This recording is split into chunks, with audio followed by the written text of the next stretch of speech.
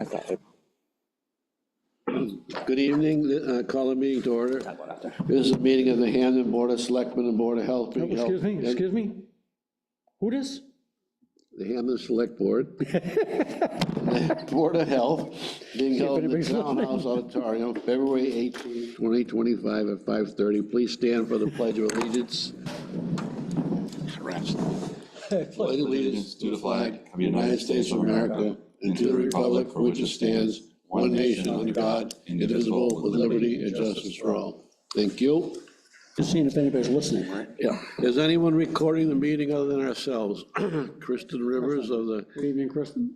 good evening, of the Wilbraham Hampden Times, good evening. All right, let's see. First item on our agenda is minutes. Plethora of minutes. We have plethora of minutes. December 9th, 2024. They gotta live in the date to living in. Close. What are we doing that day? Feels like a thick. We was kind of like the budget kickoff. We had all the departments in to discuss the previous 6 months and the future, their upcoming items that they might have for town meeting. Everyone was here. We had a contract, talked about contract extension for Murph. Scheduled the municipal buildings meeting, discussed the weather closing policy, which has come in handy, and approved some entertainment licenses. Yep. Motion to approve? Second. All in favor? Aye. Okay. December 23rd, 2024. The Board of Health Director was in to discuss a situation on Scantic Road. We talked about pilot agreements for solar, the water district, and signed some papers for a conservation restriction. And we engaged the attorney to discuss a legal matter for personnel. Motion to approve. Second. All in favor? Aye. Let's see, the next one is January 6th, 2025. We discussed some positions, the Board of Health Coordinator position and other positions that we may have to fill in the town. Board of Health, there's an appeals hearing we held regarding the Scantic Road issue. And we have received an update from the chairperson of the school committee regarding the Hampden Wilbraham Regional School District agreement, amended, proposed amended agreement. Okay. I don't think you would you? Craig, you were here at that meeting, right? Mm-hmm. You probably seconded the adjournment. I wasn't here for that meeting. It would be odd that Don would, but either way. Motion to approve? Second. All in favor? Aye. And January 7th, let's see. We talked about, this is the municipal, the extra meeting that we have at the municipal buildings. Yep. And we had a group talking about the various buildings in this status and begin planning for the future. Be you and me, so motion to approve? Second. All in favor? Aye. January 21st, 2025. This is a regular board meeting. We had the planning board ask about some clerical help, Pioneer Valley Transit, the Pioneer Valley Commission. We talked about some filing a grant for some help there. We talked about reorganization during the transition, schedule the budget hearings, upcoming contract negotiation with the highway superintendent and highway union, town meeting. Discussion. Second. All in favor? Aye. Thank you. Okay, the next agenda item, we have is the Hampden Wilbraham Regional School Agreement Update. You have that on there for screen sharing? Yep. I'll have to check them. Can you screen share? Screen. Yes, we can. You can, but you're not going to? Is that- Gotta make sure this is the right one. That doesn't look like it.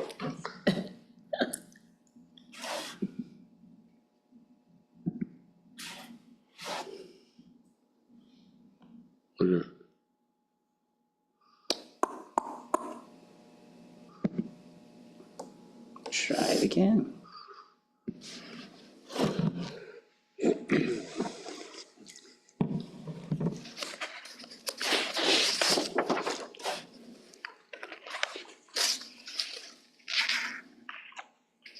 That's it, okay. That's it. So these are the major items. The first one is, it says that the residents of the member towns who are enrolled in grades 6 through 12 shall attend schools within the district as designated by the committee. So basically, what this means is that all students in grades 6 through 12, all students in Hampden and Wilbraham, grades 6 through 12, will attend either the middle school, Wilbraham Middle School, or the Minnetonka High School based on their grade. Right now, the high school is 9 through 12, and the middle school is 6 through 8. And then the second one is, which is kind of an odd thing. It says school committee members will run for a 3-year term and take office on July 1st, and it'll be cleared to the candidates on the ballot that the term of office will begin July 1. This is the current practice, but the Department of Elementary and Secondary Education wants it spelled out on the ballot. It doesn't make sense because no other elected position does it say, you know, if you elect a state representative, the person takes office in January sometime. So I don't know. It's not dated on there, right? Huh? It's not dated It on. doesn't say it on there, so, or the congressman, you know, so I don't understand why they want that. But they do, and I think we'll probably push back on that. Third thing is each member shall be entitled to 1 weighted vote at all committee meetings in order to ensure compliance with the 1 person, 1 vote U.S. constitutional requirement. The voting weight of each member will be reviewed every 5 years. The review will compare the voting ratios of each town census as certified by the town clerk in each member town. So this is a demand by the Department of Education, Elementary and Secondary Education. Not doing so could open the school committee vote to a legal challenge. In other regional districts, it's weighted voting. Essentially, what this would mean is that, as an example, Hampden would have, each Hampden member would have 0.85 of a vote. Each Wilbraham member would have, I'll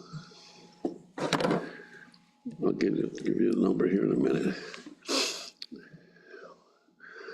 Let's see feedback.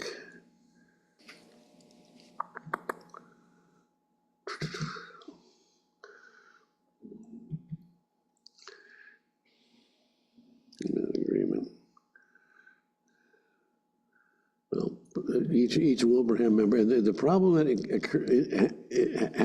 the problem that comes with that is, so when you have a vote, it would have to total 4, right? Because there's 7 members, so it would have to total 4.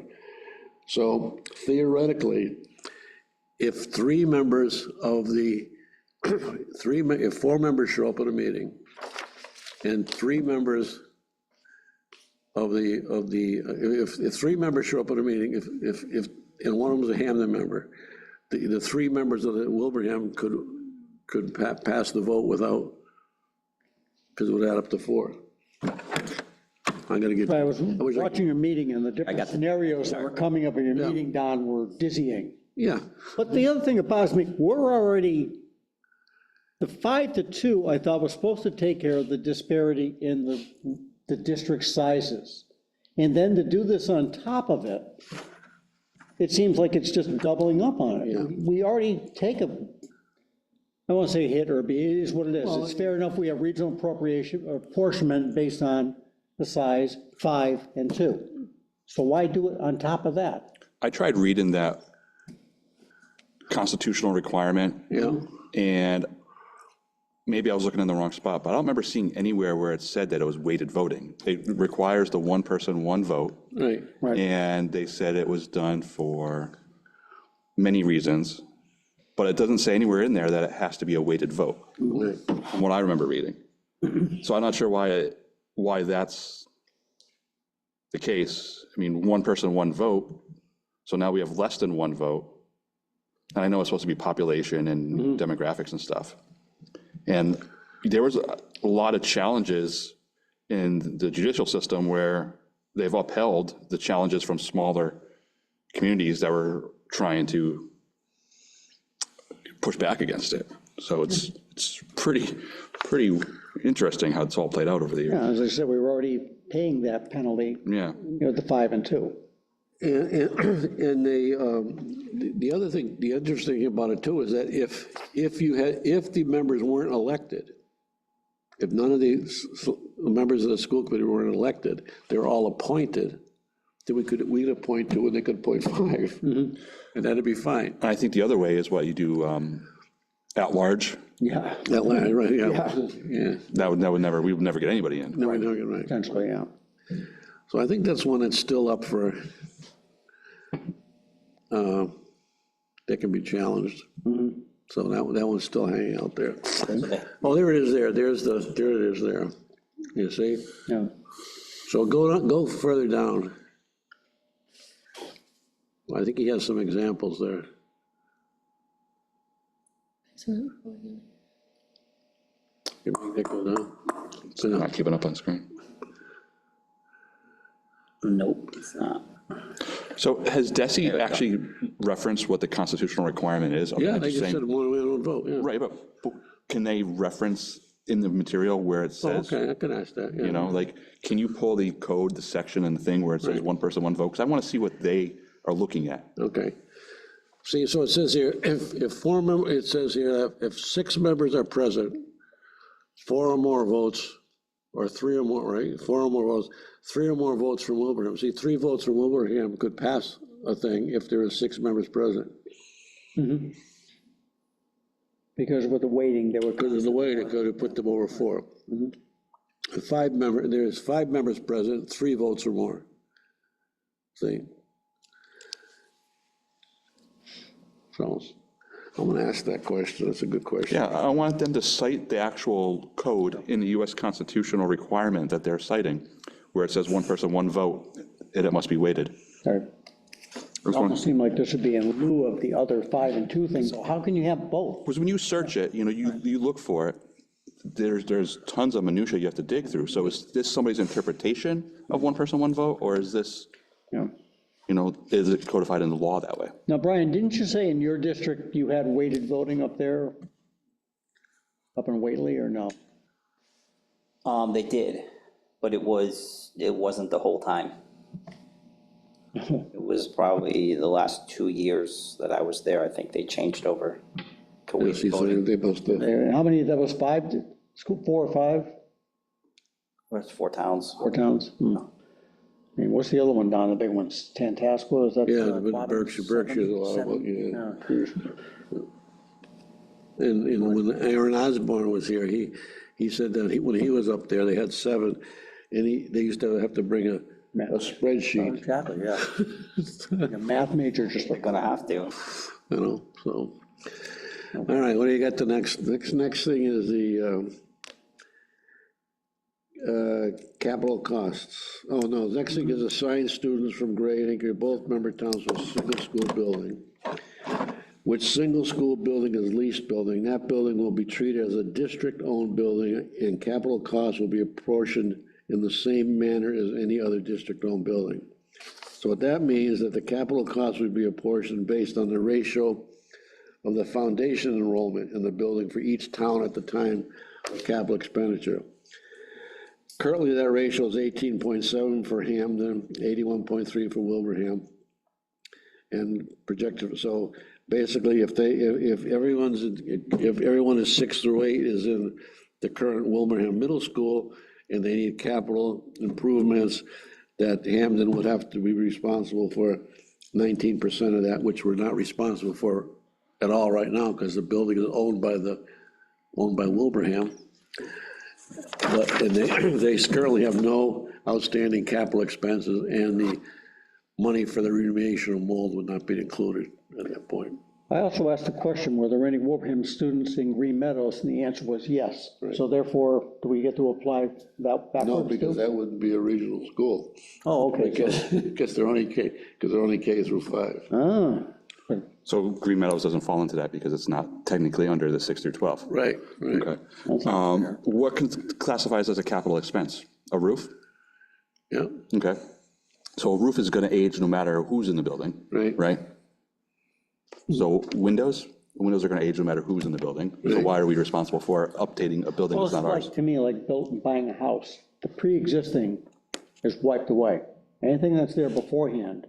No, they did just do the roof, though. they did just do the roof. yeah. But 20 years from now, the roof's got to get done again. I agree. And then now we're paying for a roof that is going to need to be replaced regardless for a building we don't own.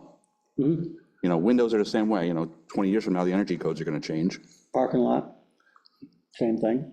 I agree to an extent, but obviously more people, more traffic, more use. You know, I just have a tough time investing in a building. And the argument that's made counter to that is, well, your kids are in there. Okay. Your kids are using the building. Right. You want to have a building that's efficient, safe, and clean, and healthy. Then that's great. Let's give them back TWB and we'll move our kids back over here. One of the things that when Don and I were talking with them was brought up is the town will have there will be subsequent votes whether the town would support the capital project or not. Hampden would have to vote the capital appropriation for the middle school. So it actually gives the town somewhat of a veto over the capital improvements at the middle school. I didn't think about it that way initially, but that's one thing that I learned when I was at the meeting. So the town could vote no on capital expenses. Right. As a assessment charge? Yeah. Yeah, let's say, for instance, it's looking pretty clear the building's gonna last, whatever, 5 more years, and they're gonna be building a new middle school or whatever. If that came up to the town meeting vote, we could vote no on a capital expense that has pretty long payback period. If that goes forward, I'd like to see another air quality test done at the school.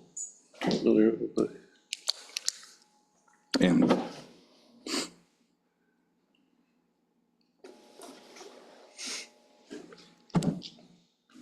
All right, moving on. Vocational education, it just codifies what the practice is now. Explain to me again why we can't go to Pathfinder. I don't know. It's just like, we need more voc ed training. 100%. We're stuck with just going to the other place, which I'm told is full up. Right. We've always gone to Pathfinder. I've got a picture of myself and my brother Mike at Pathfinder using some of their electrical equipment. We've always been partners. Why we stopped from doing that with the town next door? good question. I'd like to know. That's the problem. I'm glad I brought this up. There you go. Assessment of cost. So they're suggesting there's 2 things you could do. You could have an alternative method, which provides for alternative method, if the town meeting votes on it, the alternative would be assessing on a 3-year rolling average of student enrollment. The town, each year, the town would have to vote at the town meeting. If they voted no, it goes back to the current, of the way it's done now. I normally would have said not a big deal, but I see there's they're projecting almost a 1% shift for next year, which, It's a big with the deal. size of their budget, that's actually a real number. Yeah. So maybe the rolling thing isn't such a good idea. So anyhow, they have to vote to approve, each town, so what would happen is you would have the town meeting, they would say, this is the regional assessment budget. Was this Desi's thing, or is this, What? Is this? Yeah, It's a Desi. It's a Desi thing? Yeah, Do they really have a dog in that fight? Are they just suggesting it, or? they're just suggesting it. Oh, Yeah. Right. And then we could vote on that way, or if the town voted no, then they're gonna get the way it is now. If the town voted yes, it's on a 3-year rolling. So essentially, they would have to prepare 2 assessments and 2. What a waste of time. Yeah, what a waste of time is correct. And then the annual budget that the school committee votes on has to be a 2/3 vote of the full committee, a 2/3 vote. That's not what's been happening. They were voting majority. And then they also, I mean, it should say there, so both towns have to approve it. No, this is the, No, I'm saying, this both, issue with the committee's action, but Yeah. both towns have to approve the budget. no, that means the withdrawal part. Yes, both towns have to Right. approve the withdrawal, yeah. Right, there's thing to withdraw the town, so.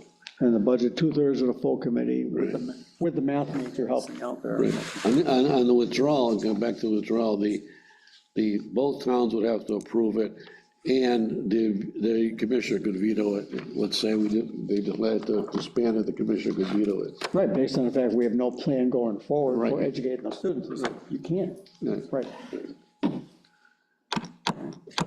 Great. All right? I watched you. I could see you really Yeah. enjoying that meeting.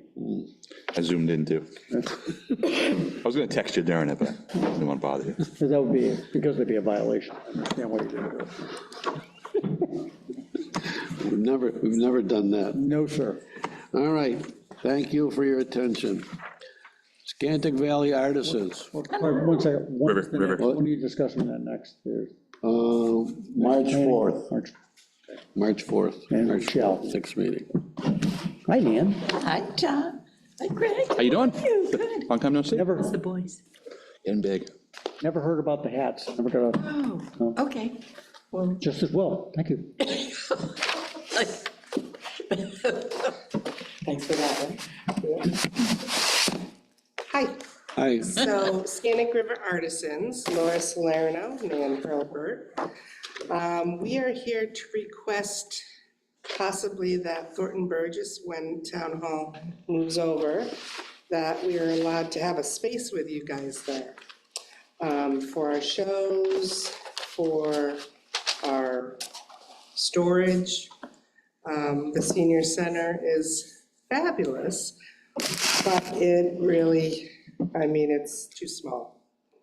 There's nowhere for anything, no storage whatsoever. So we're asking if we could be part of the transition. Is it more of a combination that you want a room that you would call home, but your shows would still be in the cafetorium?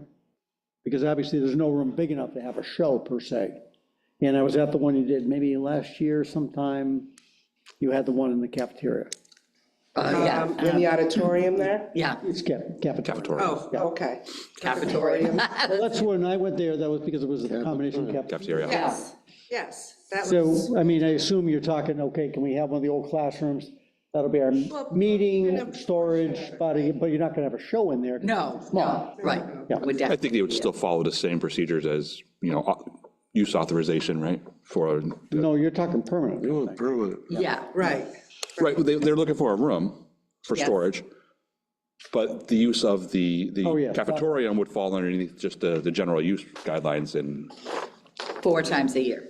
the Well, yeah, normal but procedure we have. But you would be, say, level B, level A might be the planning board's doing something, they're a town department. So the weekend of April 10th, you'd like it, unfortunately, the library has an event already planned, so you'd have to shift a week.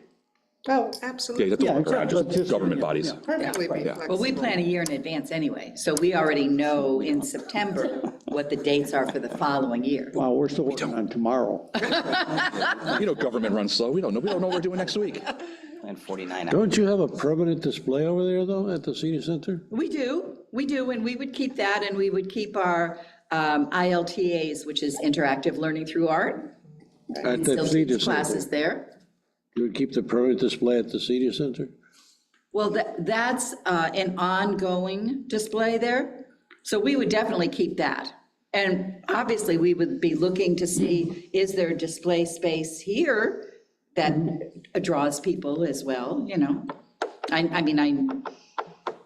Is there space for that as well? But yes, we can and we offer- are at Rice's and a couple other places. We could offer you an attractive price on this building instead. There you go. Oh, yeah, if a nonprofit wanted to take this building, right? If we could afford it, that would be great. I love this space. We actually had a show here in this space as well. Remember years ago? It's worth having a conversation about, certainly. Yeah. Yeah. So that is kind of our proposal. It would have 4 shows a year, a small space, or, you know, just to store our stuff. We would still be able to use the senior center for our meetings, our ILTAs. And then the only other thing with Thornton Burgess would be when artists, prior to a show, they'd have to bring their artwork so we could register it in. So it would be like, you know, the couple days before the show, or a week if it's a juried show, which you were a judge for us. We would need that space. So whether that was part of Part of our the little storage storage space or, right. Part of a little room or something, that's fine. Brian, based on the governmental structure you had laid out, is there any rooms that are unoccupied in that layout? So that's not final at this point. Okay. We still got a couple, we still have moving parts in terms of that. I'd be hesitant to give a definite answer right now. Because what I foresee happening is that there's probably going to be competing interests for space in the building. And without sort of a process about how the board would want to handle all those requests, you know, it's something that we really got to think through in terms of, yeah. Even if we're sharing a room with, you know, I saw on the plans earlier that there had, what was it, veterans and, or a couple others that we know don't take up an entire room, but even if we had a barrier, a proportion. Yeah, I hear you. It's more, or it's more of if there is space available, how do we Prioritize. divide it between, because I suspect we'll get more requests, right? And then, you know, how does the board handle through and prioritize those requests? And in terms of finalizing the layout, you know, we're not quite there yet. Right. You know, definitely there's, I mean, I think the idea is that definitely the auditorium is available for those types of uses.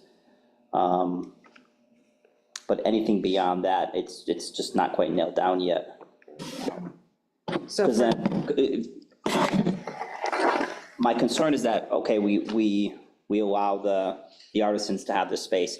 So the next person comes in and says, well, I need this space, and the next person comes in and says, I need this space, and I need this space, and then, so how does the board sort of work through those things when there's not necessarily a process currently in place?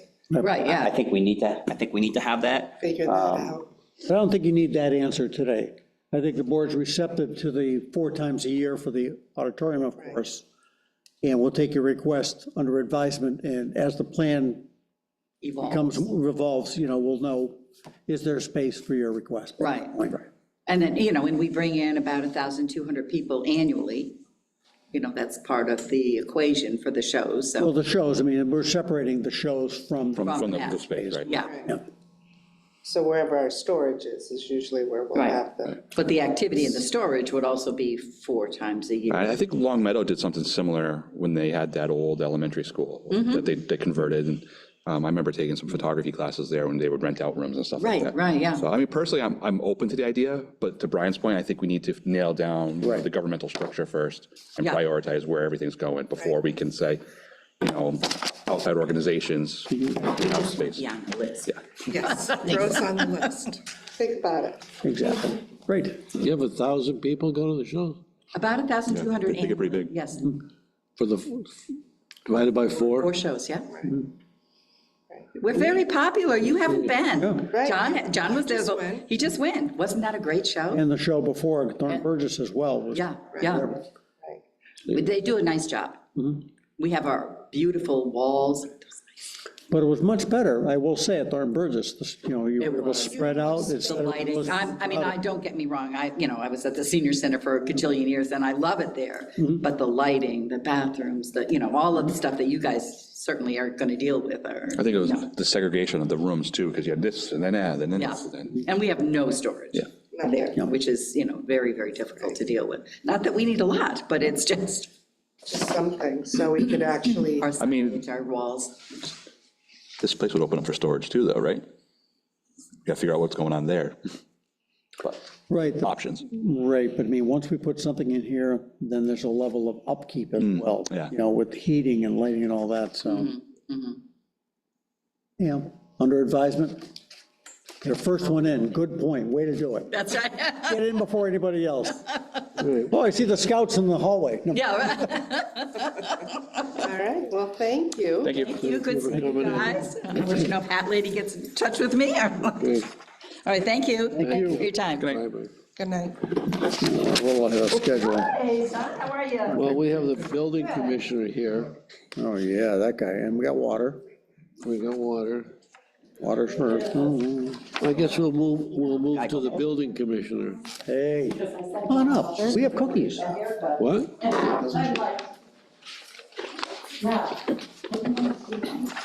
Nan? A little warm-up budget. Hey, go ahead, no, have one. No, thank you. I listen to the meetings and all I hear is that bag crumbling and it drives me nuts. You guys gotta put them in a bowl or something.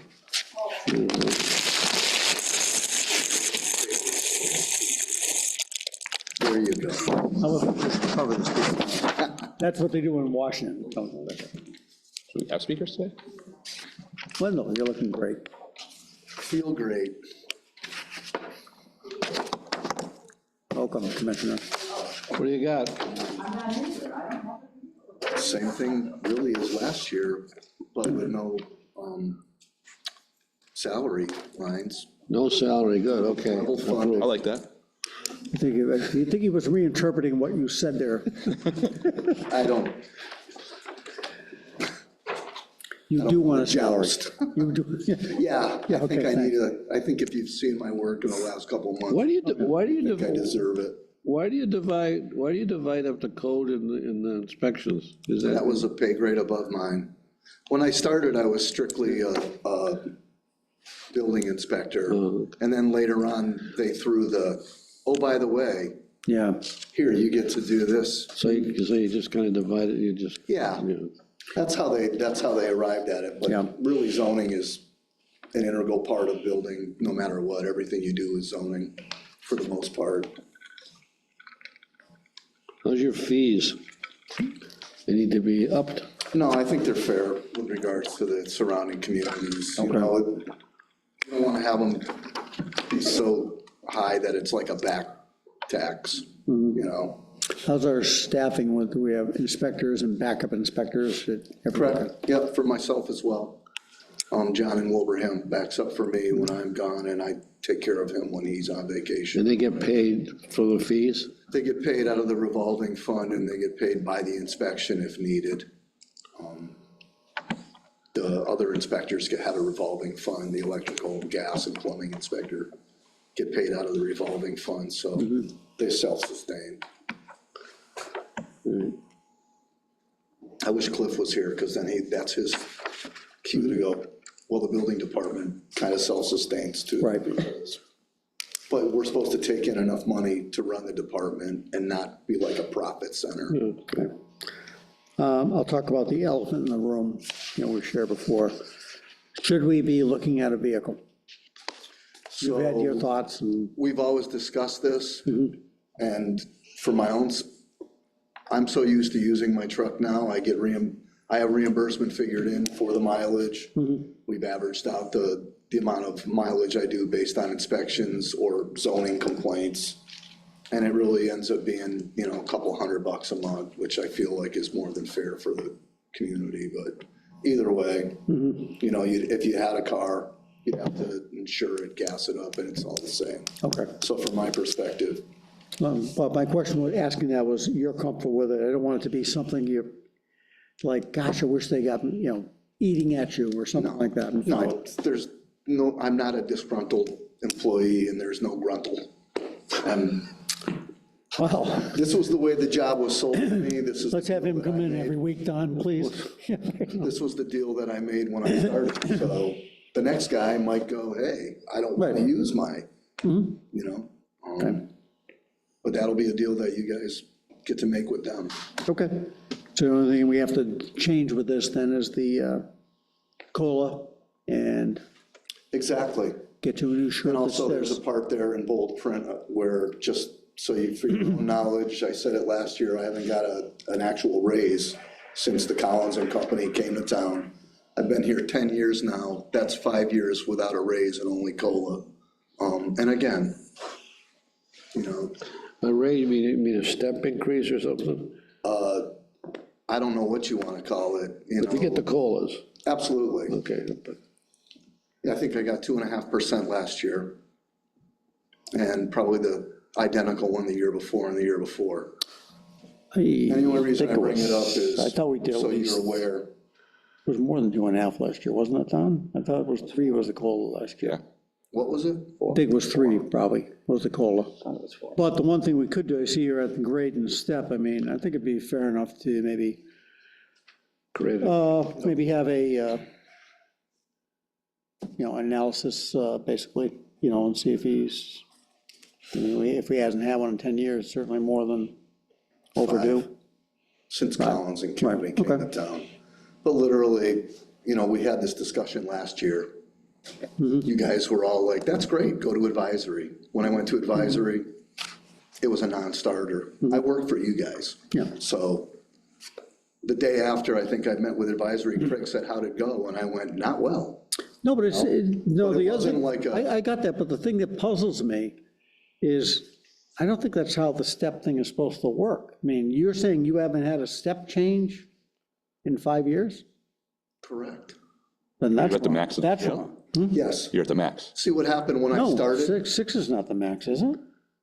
Well, I don't know, but for my scale, that's how it's been explained to me. When I started, I negotiated with you, Vinnie, and Norm. I think Norm was at the time, a starting rate. Nobody ever said, hey, by the way, did you know you're gonna max out after 4 years, 5 years? That's pretty much how long it takes to study to become a building commissioner. Because the steps Maybe were three. 12 up to 4. But again, I'll be here 10 years. Actually, I'm here 10 years, April 1st. Yeah, Let's go to 12, grade, That's what I Right, thought. I think step there's, 6. grade 7. there's maxes with regards to what No, their ability to. No.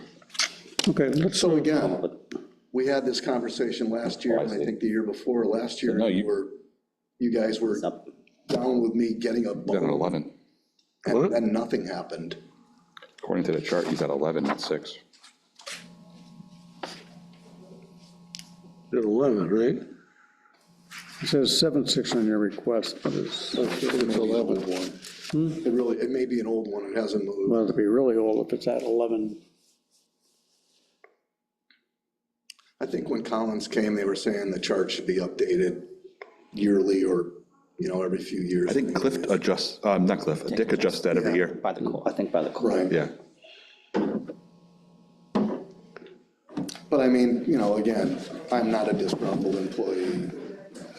I love working in Hampden, it's my hometown. This is 25. I wish I could say everybody's getting nicer, 7. but the last few months have been torture. And you've experienced it with me, so. Right. He keeps, every year he gets a COLA, he's getting boosted higher than a step. But again, even a longevity bump or something would help. Look into it offline. Yeah. What I think has been happening is, no, I think that number reflects the COLA on top of probably the 6 he was at, just COLA, but never getting a step change. Yeah. Okay, we need to look at that, make sure you It's, treat it again, fairly. you know, our conversation goes fine. The conversation when I go to advisory does not go well. I mean, working for municipal life is not a get-rich-quick. When are you going to advisory, do you know? The 24th, I believe. Okay, well, let's make an effort to get some clarity on that, so he goes in with the right background. Okay, I'll talk about it, let's talk about it tomorrow. Dig into it tomorrow. Are you here? He's trying to get into the laser fish, he might be done by the time we close our meeting. Great, this is, Yeah, I don't this have a problem. this is the way it was supposed to As work. much as you want. yeah, All right, great, Thank you. thank thank you. you. Take one to go, take one to go. Take a cookie. No. No, thank you. Again, the crinkle drives me nuts when I watch this. Oh, come on. There's At least you're watching, that's, Oh, all of them. At least you're watching. I have to know what's Fire. going on here. This is where the big stuff happens. they just crinkle when they don't want people to hear what they're saying. Yeah, right. You ever realize that? Take All care. right, back on, let's get back on schedule. What are these? Yeah. Okay, fire here. Yeah. We have the fire department. Department of Fires.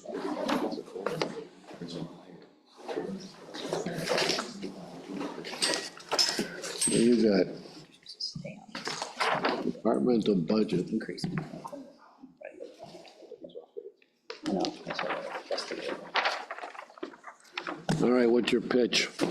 Hello, chief, Hello, how are you?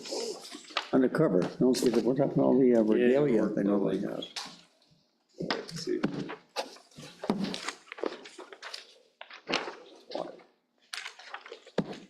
Go ahead. Pitch? First off, thank you for everything you guys have been doing, good season. Hey, chief, before you start, did I read that we're still officially in drought? I saw that on Mass Live, Yeah, Western I've Mass. heard- Yeah, Yes.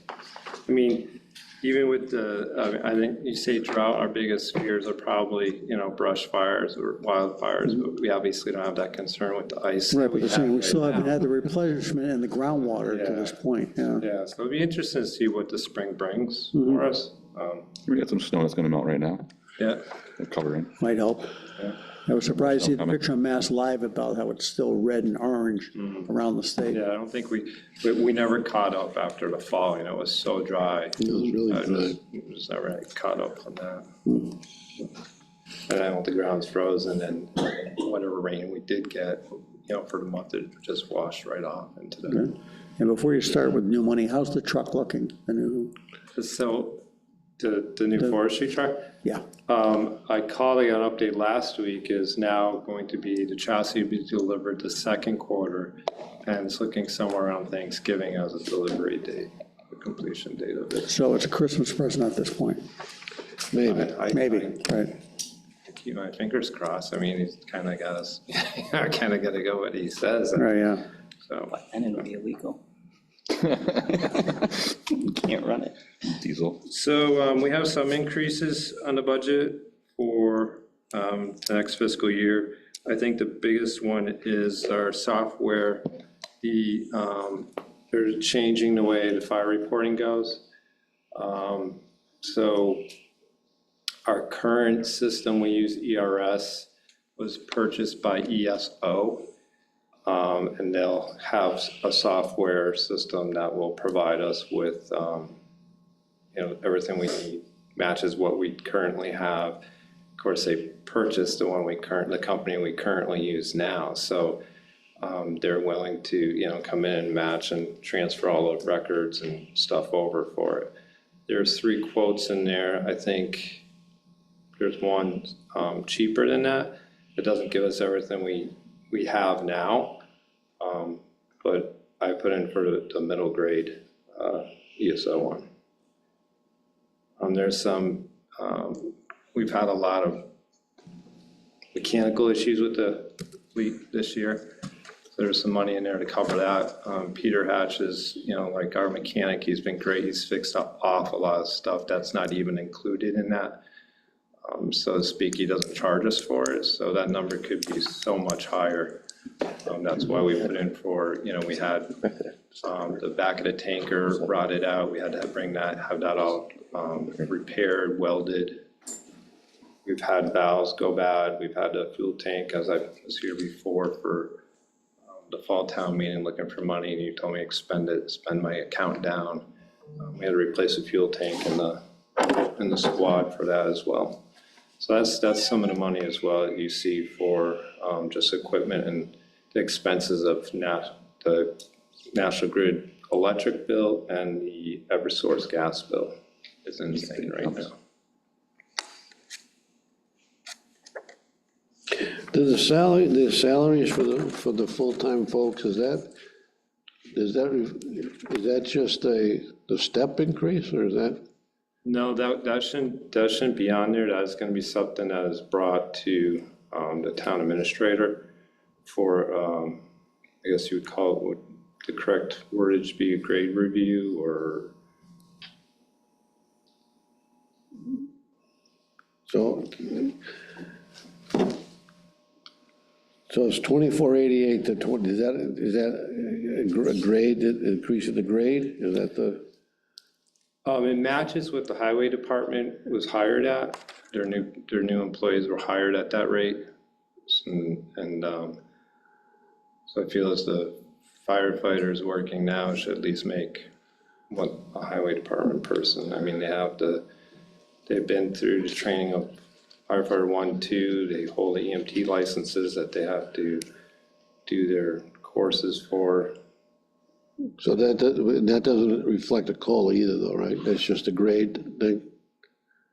Reflect the grade. call, like if they went on a call, you mean? No, a COLA.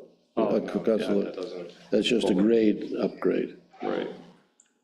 The 2488 is firefighters, and then the 3732 is EMT?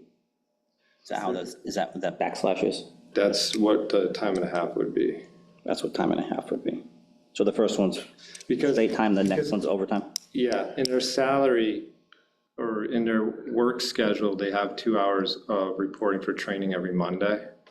And that's figured into their salary because we asked them to do that when they were hired. So they still are training with the members of the fire department, or if they have, So you're looking for equality in skill positions, basically. You're saying you have DPW skill positions, and you feel the firefighters, the full-time guy, people should be at the same, should be on par with them. right?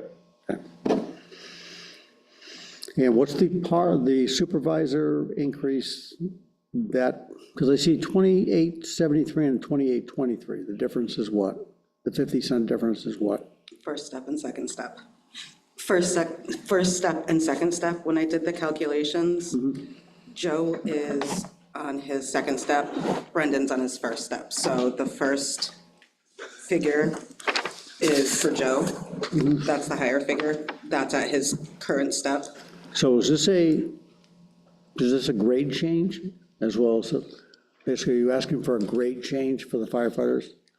I don't know exactly what it would be. Well, the steps are typically as part of the grade thing, so. Yeah, we would have to, I think, like, we should have gone to the town administrator first before putting it on there. So I think that's something I would discuss with Brian, how it would fit or what he felt. Yeah, I'm not even sure the highway department employees are on the grade or on the Collins report. I think they're either contract dictates. The contract. Contract dictates that. Yeah, but I think you bring up a valid concern. I think it's worth exploring with Brian, to make sure there's equity. It's really hard to find quality, good people. We have some good people. I don't want them to be upset and leave because, not that I'm saying they would, but I just don't want to go there. What's the shift coverage? If someone's out sick or something, so you'd call a call person in for that? Correct. Shift coverage, and they get 1 week of training. And the things for the clerk and the fire chief, those just reflect last year's numbers still? Or is there an increase there?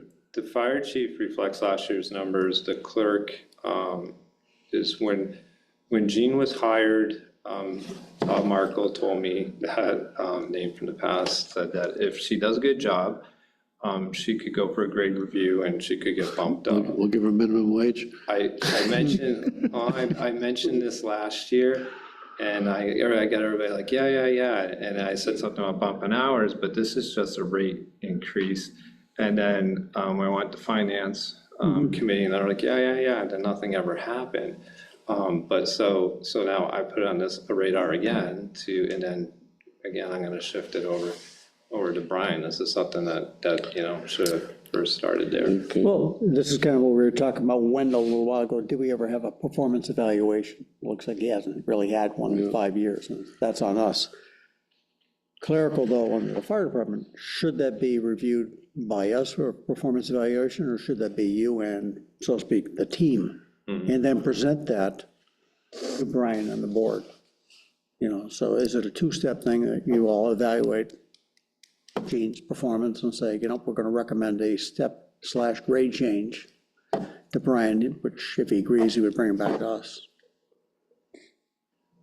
Sounds like the proper thing to do. And, you know, if Bob kind of made that, you know, I think we He need said to honor. after, you know, 6 months and come back, and it's been, you know, over a year, so. Okay, well, I think we need to honor that. I mean, it was, Gene came in expecting that, and so, you know, we don't want to make a false promise. You can drive the fire trucks as well, right? You Absolutely. pull back up and on, okay, good. Everything. She does all the backing up into this. What's the EMS QA?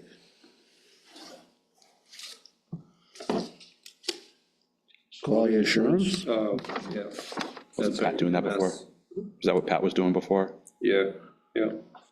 He takes care of all the EMS calls, filing with the state. So wasn't funded last year, or? It was funded last year, it's just a line item on here. It was, I came to the board for that position that was approved. So that was funded. No, so mid-year, It might have been mid-year because he took over. right? I remember Pat was doing it, but he was doing it through the hours. Pat was doing it, and he was doing it through, because we were doing per diem coverage at the time. Yeah. And he was picking up shifts, doing it on that shift. So once we hired a third person, it became more of a job. Okay. And what's he do? What's it do? He takes care of all our BLS calls. We still have to do, we have to file reports Yeah, okay. as well. He has to follow up on them, overlook them, oversee them, make sure, go through them. Talks to our medical director, ensures all our ambulance. It's called, even though it's a fly card, still referenced as an ambulance. He checks all the medications, makes sure up to date with the day crew and stuff, make sure that they're getting our proper training, make sure we're, as EMTs, getting proper training. Fire department operation, okay, training stipend. If you had a total for 25 to compare to 26, what would it be, do you know? I know there's no total. You mean increase wise? What was last year's numbers? Because they're not here for reference. Let's see, it's 282. Oh, this is last year's, okay. 188 and 48, 188 and 48, correct? So it's about 20,000 bucks, Yeah, which 17,000 of it's in the, you got 20 software, you got 20, I mean, the software price. And then you took the middle one, you said even, not even the high priced. Yeah, Bump, right. the other one was about 10,000. so you got 188 and 48. Excuse me. This one went up about 19, this one goes up 230. about 17, and that one goes up 20.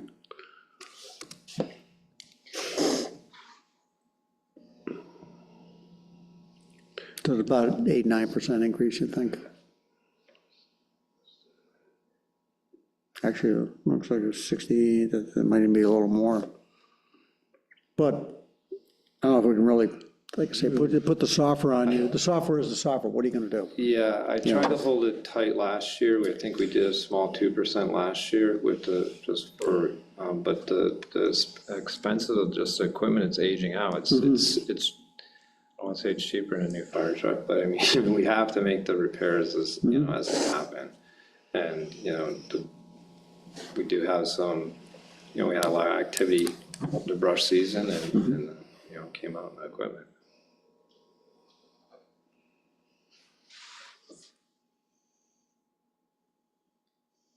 At 67. Excuse me.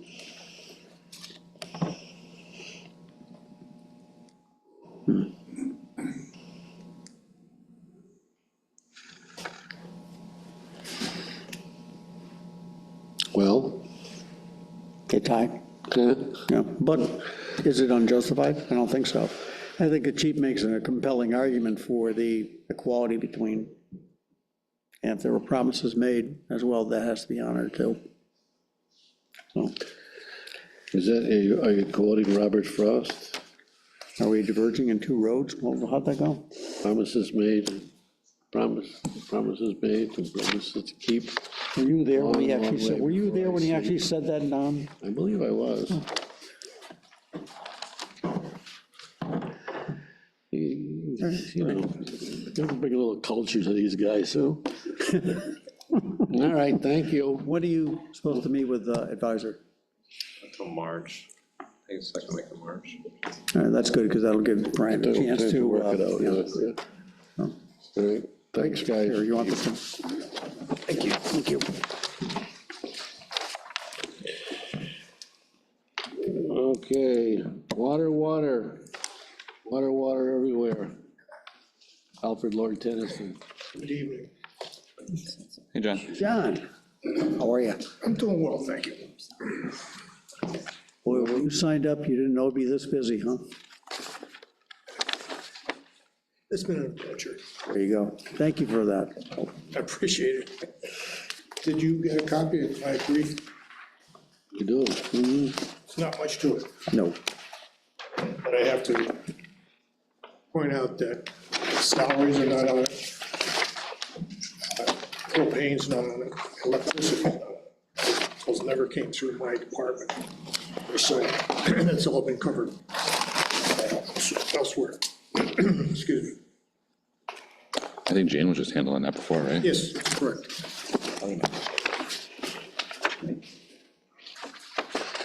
There's $10,000 operation. Right. Hear from there. Well, okay, where I came up with 17,000 Yeah. is I had an estimate made of $42 per customer per month. I'll apply that by 34 potential customers. Still not a final number yet, because we haven't had commitments yet. Right, but that, I had a question on that. The $42 per customer is what? That's the operation cost. When you say operation cost, you mean the cost of the electricity to run the pumps? No, the- that's the Water operator. water operators. Okay, so East-West charges, sorry. National. You don't bid it out, but I mean, they charge you per customer? Well, not really. And I asked them for a per customer quote, so we could do some decent, you know, projections here, and that's the reason he came up with a $42. So that's where that number came from, We were at what? 11 last year? probably. 12? But we also are adding Yeah, double of the district. double the numbers. Yeah. 11 what, 11 customers? No, 11,000. So I think it was like 11 or 12 last year. Now, when he charges, he doesn't charge for the municipal buildings, or he does? I'm sorry. Well, I'm saying we have 3 municipal buildings on the water It's the whole district. system. So anything on the system, yeah. Everything on the system is considered as a customer. So then, where did the electricity come from? So, So this is the operation part, but there's no, and testing. okay, that's the second two. It's not WJF testing. I don't think we filled propane in. Right, but I mean, you don't have, but the other part of the budget, like I say, the electricity, things like that, That's what, been absorbed by the health department, I believe. And James paid those, and I'm not sure where those funds came from, because they're not part of, they were never included in my operation. the electric bill for, for the pumping station. Huh, I actually don't recall seeing those. Oh, we get one every month.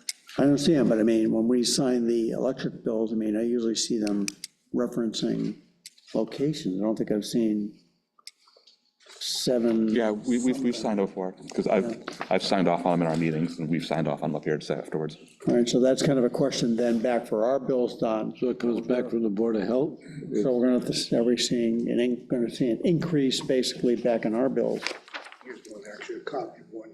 How much is that? I had to supply, I had to supply that to, sorry, to Belzar, because Yeah, they Bell. need a Oh, number. yeah, pump station. What is it per month? Okay. So if that's, say, 1,200 a year, now that you're increasing the pumps and stuff like that, are we gonna be looking for an increase in our budget? You see that we're- Need like a. Okay to pay. Budget, like electricity, propane, operator. Yeah, I'm saying, we're not signing off on it. Right, Right, yeah. right. I see you initialed it, but I'm saying, I don't recall. I really don't recall, because we would notice that, and I'm telling you. Yeah, I know your opinion. It goes to James. You're very Well, you look up there, fiscally you see responsible when streetlight. it comes to that. No, you see street light, you see Main Street, I don't recall the pump station one that often, if at all. So my question is, why wouldn't it go under the water commission, Right. all this stuff? I think it should. It should, As accounting, for accounting purposes. right, it I think should. we have to evolve to that.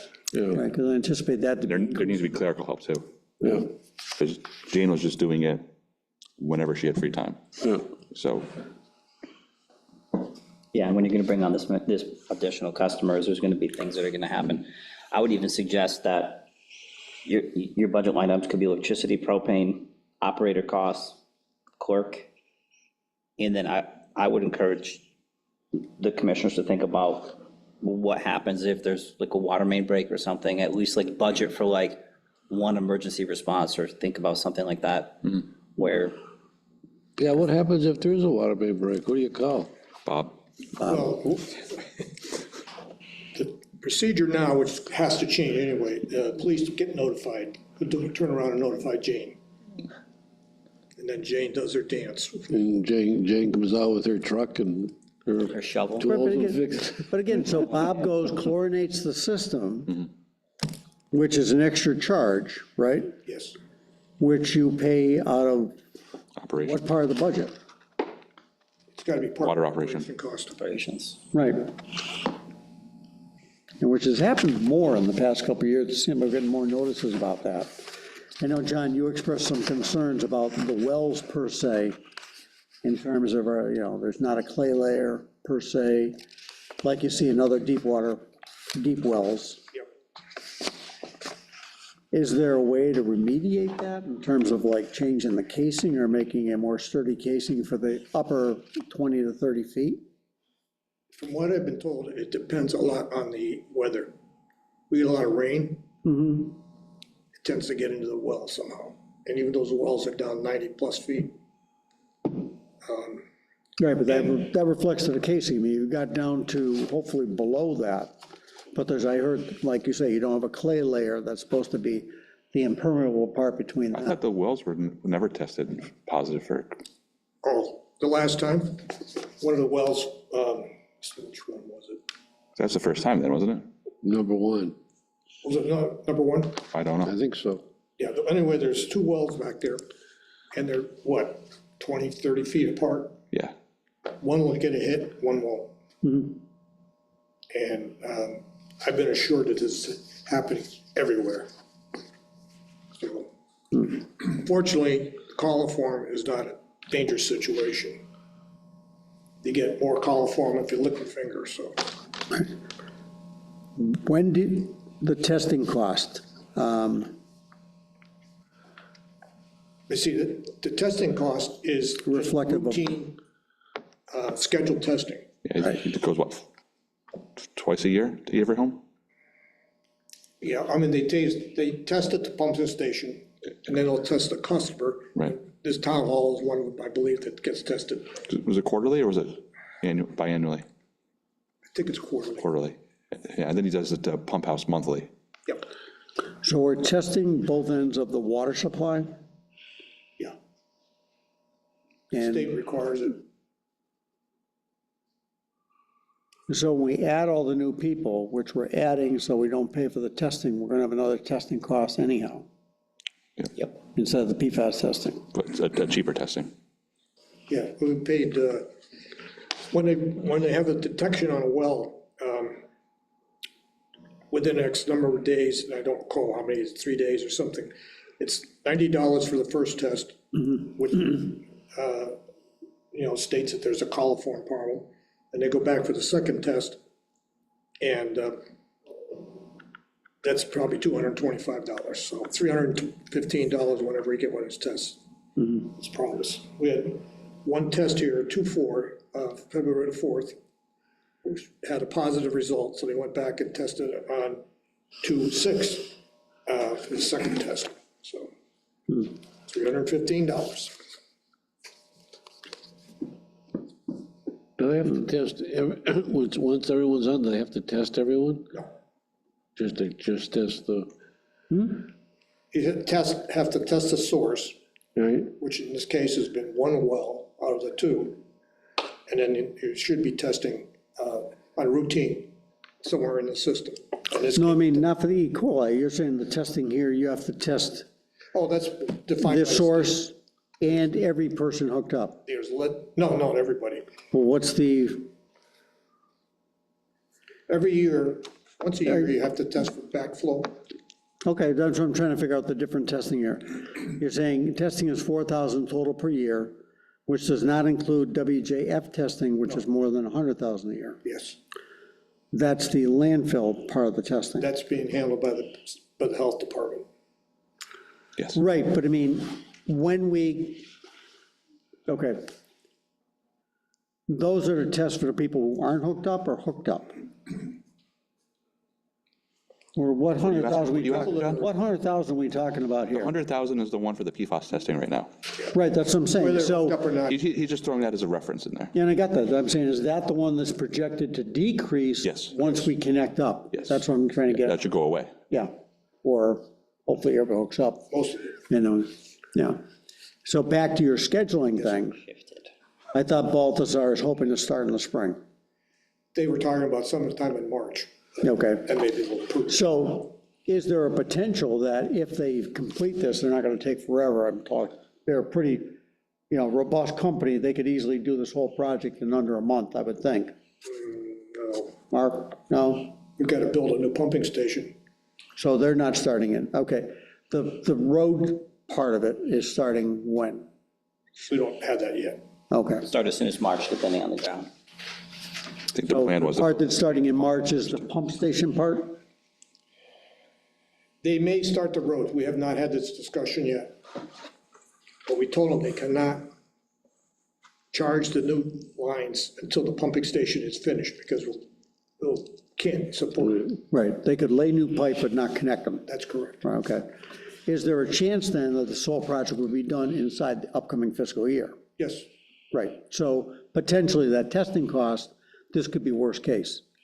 And you would think that, okay, we're gonna turn on the new pumping station in which testing December. cost? Which testing cost is worst case? It's 100,000. Oh, well, that's the one we've already budgeted for, though, that we've already talked about numerous times. I understand that, but it's in there for the 100 now. So you're saying if you turn on you complete the project in December. It's not in here. He's just throwing it as a reference of what it's I already paid understand out. that, but I'm saying that's in last year's number. So potentially that could drop, we wouldn't need that whole 100 next year. He's thinking about appropriating for 26. Oh, the 100,000, the I one mean, for the we're transfer station? We're talking about getting away from that, yeah. We, potentially, but, we won't know until everything's said and done. And this gets back into, this is one of those ones I was talking about, is this where we take a small shot, and worst case, we have to throw a little extra in the fall? We say, okay, Balthazar should be done, throw the switch by the end of '25. I would think so. So we're I gonna would say say be done testing, by summer, if I had to guess. well, they gotta build the whole thing, but you're saying worst case, so we say we throw 50 in it. Yeah, 50 instead of, And yeah, if we don't need the second year testing, we don't need to put any more in. Right. If we do. they finish in September, we might have a little extra to take back. But we still gotta put something in there. yeah, I see what Your you're saying. first quarter is gonna need something probably. Yeah. You're not gonna finish by July 1st. And before, it was not on the onus of the water district because it was the transfer station's Right. issue. Right, So- right. So, I mean, that, John's got thrown in that mix there with that. Are you gonna move that over into the water district, the WJF testing? I don't know, at this point, I almost feel like, at some point, we're gonna need an actual water, I don't wanna say office, but Brian and I had this conversation here, at some point, this is putting a lot on you, and now we've got potential billing, et cetera. I think Brian even talked about clerical maybe for, this, We need a clerk. Yeah, We they need a can clerk or Yeah. someone assigned to Jane clerk. does a lot. right? Starting in 2016. And almost, is this one of those separation things we talked about in the job of the Board of Health? Is this water district / landfill oversight Because it's, separate from Board of Health? Yeah, So, all right, I think we got our heads around this one. yeah. And again, I want to thank you and Paul Thank you. and the other guy for all the work you're doing. What's his name? Yeah, Okay. So can I work with John on revising their budget? Yeah. Kind of filling it out a little bit? right. We had it, by the way, we had our meeting last Wednesday. That was, did you kind of count 11, was that the number? Counted 9 households. 9 households showed up. It was lively at times. So, What's the general feeling? Do they understand what the project is? yeah, more concerned about, do I have to pay for anything? I have to say, this is one of those things where the people that don't show up, honestly, after being notified, are fine with it, I think. Yeah. When's the advisory board? Is that next Monday night? Every Monday. Okay. You could probably wander downstairs and ask, when they want to see you. No, but this goes back, same thing as the fire department. If they're asking you for a date, if you could put it out a bit, because Brian's got some answers to get to you first. Yeah, well, So rather than go to them and say, I don't have this answer yet. I think we have to have a discussion how we're going to structure this. Sure, Okay. right. If the, Jane, use that term, her duties get transferred to someone new, we haven't defined that yet. Yeah, that's what I'm saying, if they're gonna bring in, try and get in March sometime. All right. What do they have, what was last one, like March 24th or something, you said, yeah. Great. We're moving on. thanks, John. Thank you. Thank you. Take care. Thank you. Oh, you betcha. Highway, Now we got the easy guy. highway. Nice job on the storm this weekend, by the way.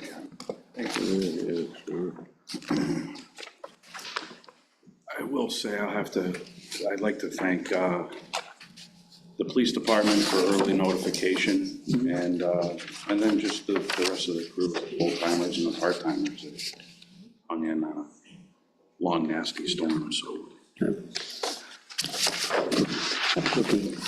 All right, let's get the easy part done. Easy part. Yeah, he which wants would be, approval to override the snow and ice account. Yeah, Oh. we budgeted money, we give you money at the town meeting, You and look at this, 7 months and you've gone through it. It's like with the gotta kids, say, isn't it, Don? You know, I was thinking about it.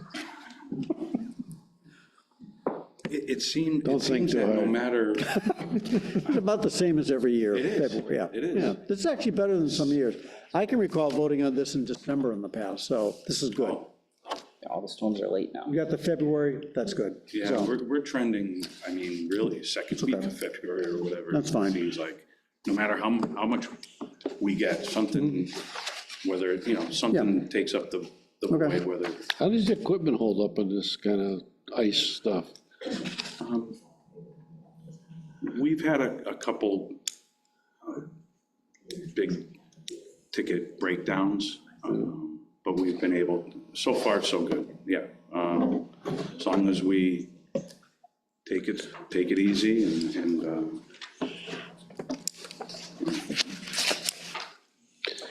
All right, then what's the mailbox count? not too bad. Not too bad. Last storm. I'll make a motion to authorize the overdraft of the snow and ice account. Second. All in favor? Aye. Aye, there you go. Thank you. Spend away. Okay, All right. so you really can't tell us much because contracts are still in negotiation, and that's the big part of your budget. Correct. You know, I mean, I can say that all the other accounts are in very good shape.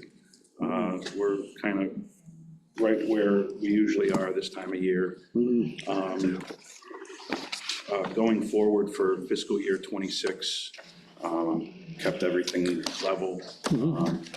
And then obviously, we're working towards getting those salaries adjusted or, you know, finalized. There was one item, it's not under my budget, I think it's under the selectmen's budget, but the gasoline that Brian had asked about that today, and I had asked if we could bump that up a little bit, and for a couple reasons. Feel like, you know, and I'm not, I mean, it's just, I'm gonna say it, but we've got more vehicles kind of operating on a daily basis, namely the fire department. So, I mean, just to bump it up, I think we were looking at an extra $5,000. And honestly, if I understand it's gonna be a tough year this year, honestly, if we can't, originally I had asked for 10,000, but we kind of settled on 5. But if we can't do it, then I'll make 50 work. I have to say, equipment-wise, Mark, Yeah. your equipment's in pretty good shape in terms of replacement, except for We've the been mower, that's about it. Well, we've been doing a really good job with the replacements. There's one, I think I had mentioned this in our kickoff meeting, we do have an '04 dump truck, a diesel. It's still running it's still in pretty good shape. And, you know, that could last us, as a reliable, you know, reliable piece of equipment, that could last us a couple more years. So, other than that, Value's gonna go up on that piece. and with everything going. Oh, yeah, when they go all electric, Mark, you'll be able to sell that on eBay for nothing. That's the plan. Or keep it, Yeah. Yeah. retrofitting it, cheaper. Okay, so you have 3 warrant articles proposed. Correct. Okay. First one is What's the our normal Chapter 90 article, and then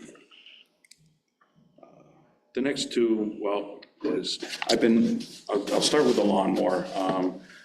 So in anticipation of, you know, seeing what was gonna happen with Thornton Burgess in the town hall and that arrangement, I have actually been putting off a new mower for at least 2 years. Now that it seems we're making that move, I've decided to price that out and see if you know, if now's a good time for me to replace that older mower. So this would be a little bit bigger of a cut with the extra acreage, I guess you could say, and also a bagging system. So it went from a 52-inch cut, which we currently have, to a 60-inch with a bagging system.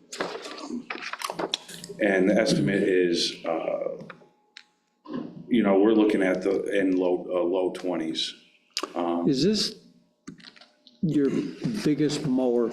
I mean, you don't have like a disc system behind the tractor or something like that? When you do, you know, let's say, I'm trying to think of areas you mow right now, which is the senior center, the town hall, Academy Hall. Yes, You don't do the police station.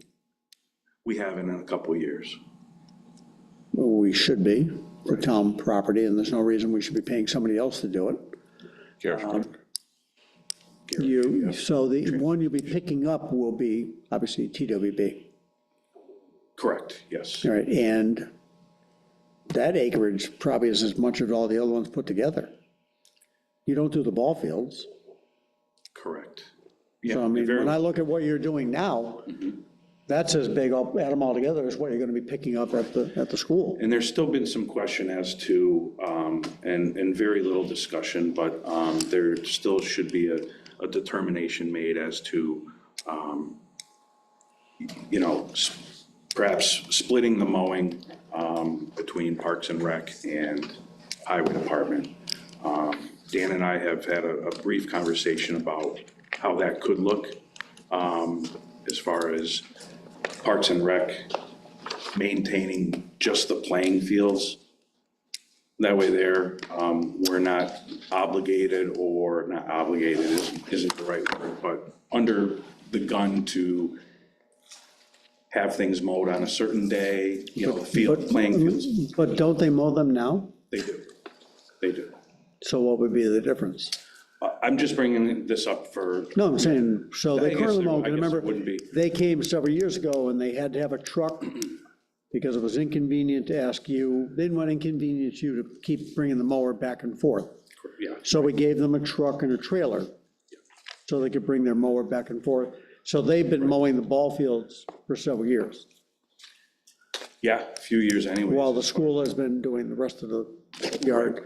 So, And maybe an overcut, but then sometimes they need the soccer field cut a little lower because they have a weekend game or something. sure, absolutely. Right.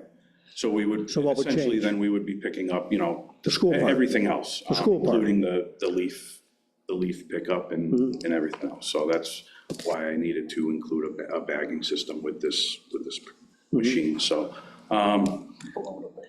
That's the short story on the mower. Now, the second article is for a compact wheel loader. So in 2016, I purchased a loader to, and I won't say completely replace, but to supplement an aging, unreliable for snow operations John Deere loader. So we're getting 8 or 9 years into that. It's to the point now where the John Deere loader, while it still has some trade-in value, in my opinion, should be taken out of service, traded in for a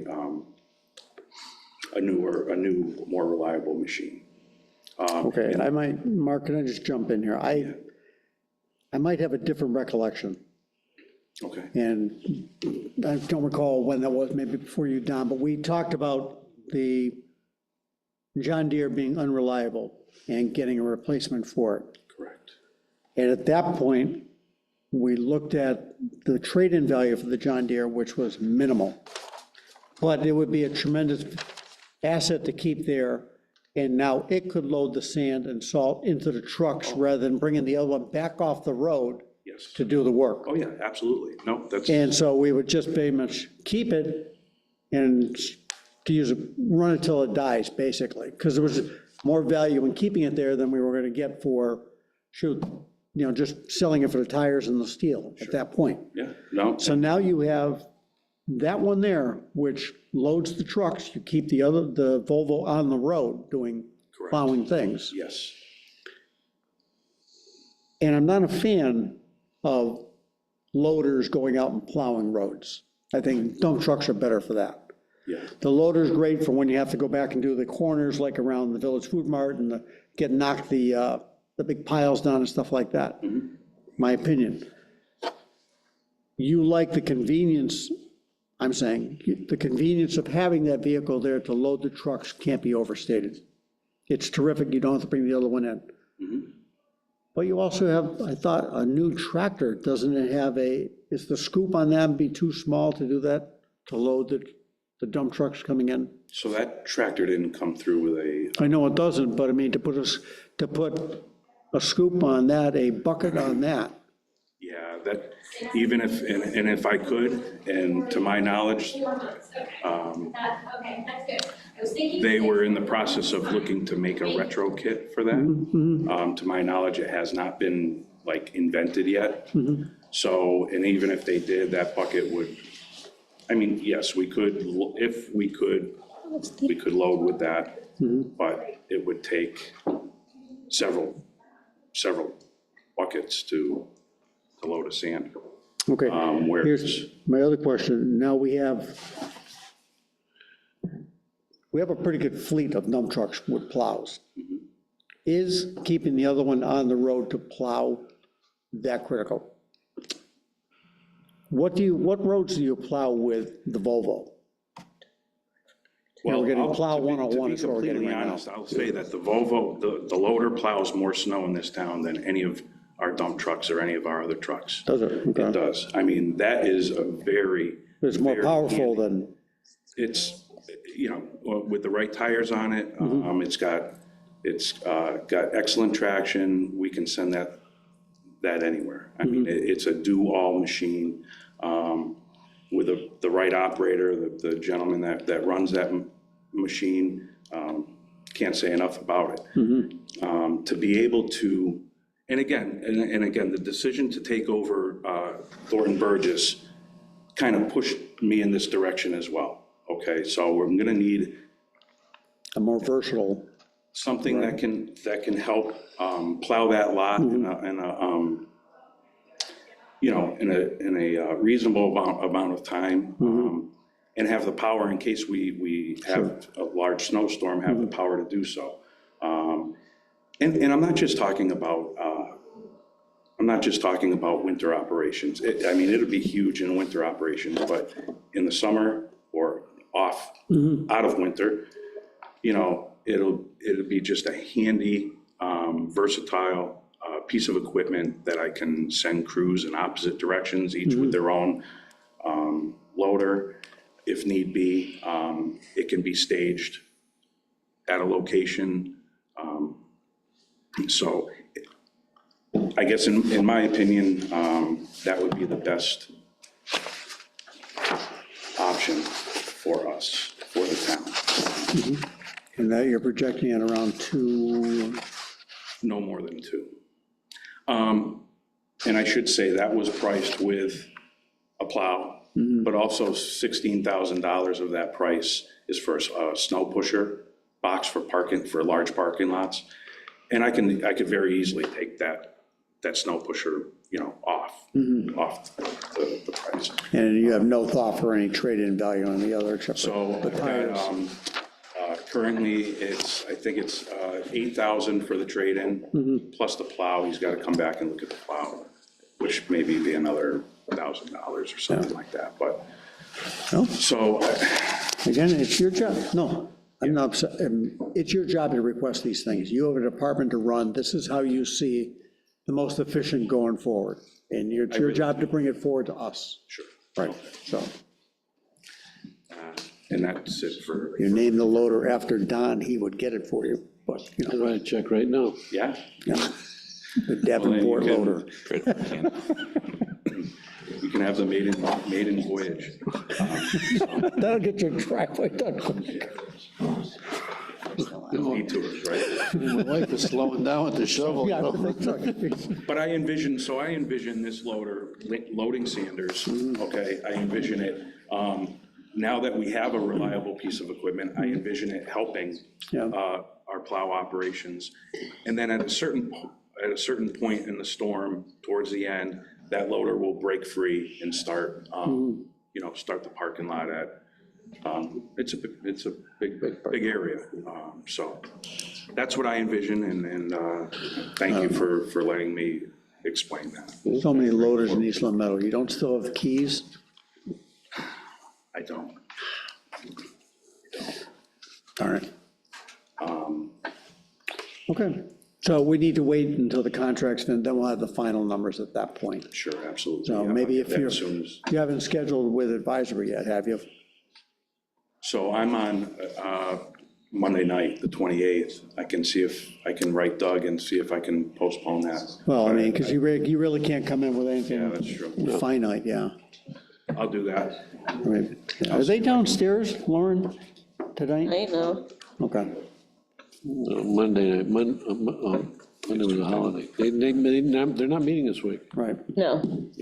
I know I'm running behind here, but I do also have, oh, I'm sorry, Oh, no, Was that update on the- bridges.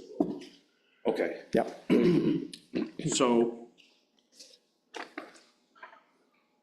the other item I want to address the board about was petitioning. So I guess there's a process. We need to, part of the town's responsibility for the Rocket Dundee Road project was we had to have a layout established by a professional land surveyor. And that was our only obligation. So we went ahead and did that. Now the state has their plans. Now what the town has to do is have this layout accepted. I understand, this is the first time I've done it, but I understand that the first process is to petition the select board. Once we get their blessing, then these plans go to the planning board, and I'm sure you may have been through this before, but then it goes to town meeting. So is there a potential of some actual taking to make this official? Is that what you're saying? There is a potential, and actually what I'll do is just give you a copy of the layout. And I have this electronically, so I can send it to you. So if you look at the, that would be this, I think it's the southeast section of the bridge, where the right-of-way cuts kind of close to where a potential wing wall would be. The bridge is actually, so the bottom section to the left is where the river crossing is. There's a small area there that we may need to or petition the landowner for a temporary construction easement for that wing wall to be completed. Other than that, I don't see the necessity to do any other easements or land takings. The problem is, this is one of those roads that was in existence before the town, and it's, the boundaries of it are kind of like ill-defined, if you will. It's almost like going up North Road, and the definition is the stone wall, and that's all it is. So that's exactly what happened, and, the state had asked if we could survey, I think it was 300 feet. We went a little bit more so that in case anything, came up during the project, I think we went 500 feet each way from the bridge. And so we've completed our obligation as far as that goes. We just need to get this accepted through town meeting, is my understanding. While we're doing this, do we need to get, and I remember walking out there with you, there was that one just past the bridge going west, and a culvert going off that way. Are there any easements we should get recorded at the same time? I know it was something Dana was in the middle of, a lot of these unofficial ones that were all around town and trying to get them codified. The J. O'Brien one, things like that, just. Right, John, let me look into that. Yeah, because I'm not sure, but. While you got the lawyer on the phone, now's the time to do it. Right, so I was hoping to have them, these copies here are the stamped copies. I was hoping to have the Mylars, and then there's a legal meets and bounds description that they're gonna be emailing me tomorrow, and I will be picking up the Mylar. So I will have everything by the end of this week to forward to the planning board for the next, I guess, the next phase of the process. It needs a warrant article, though? It does. It says actually, taking, right? yeah. Yes, so the street layout and acceptance process requires a petition to the select board to start the process. It's a meets and bounds, it's typically a meets and bounds description of the layout of the street. Right. And the select board would vote, if it was so inclined, vote to refer it to the planning board. Planning board's required to hold a public hearing and provide comment back to the board. And at that point, it requires, it requires a town meeting vote. So the board would vote once it gets its planning board recommendation back, whether to lay out the street. And then if the board votes to lay out the street, then there would be a warrant article placed on the warrant for the street to be accepted at town meeting. Isn't it already a street? No, legally, it's not Well, yes, it is. It's a street because it was. it's not a laid out street. It's a. Right, but it's It's a public way by by incorporation of the town, of the Public way by division you. of towns. But who's petitioning the select board? So what's driving this is Mass DOT won't invest funds without. So who's doing the petition? The petition would essentially be that it would be generated by the town. So it could come from the highway department. Okay. So the highway department's gonna petition us, we're gonna give it to the planning board. Yeah, The planning board's gonna do something and give it back to us, the and then recommendation. we're gonna vote on it again. Yeah. And then we're gonna send it to the town meeting, and they're gonna say no. Okay, got it. Like a, basically like a road, Sounds about right like a for the road, process. accepting a public This road. is only, correct, but this is only just a section of a road, not the entire. This is just a section of road. Right, And that would be. because we didn't and so- survey the entire road. We did Right. not. Okay, so just, you surveyed 500 feet. In So- each direction. Okay, so 1,000 feet of that road is gonna be an accepted road, and the other 2,000 feet or whatever is gonna be just there? I mean, I don't. Well, I mean, it goes all the way up to Scannick, and there's no, I don't think you could say Scannick's an accepted road. Necessarily. A Right, lot of these roads are accepted road, Ways what's in the term? existence. Common use, correct, yes, thank you. More than you probably. Well, what's the difference between accepted and not accepted? voted town meeting, yeah. Accepted roads aren't, the town doesn't have to apply them, they don't have to supply any amenities to them. That's the whole issue of Howland Hill. Yeah. You mean Fisher Lane? All right, so that's a process, it's a long process.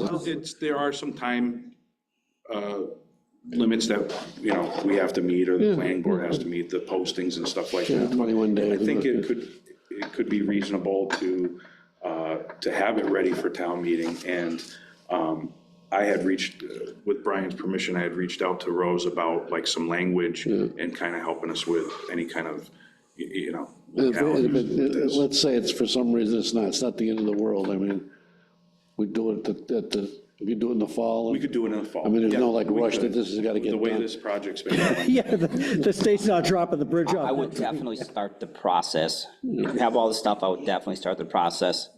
I made the same comments about Kibbe Lane. It can be a lengthier process. Okay.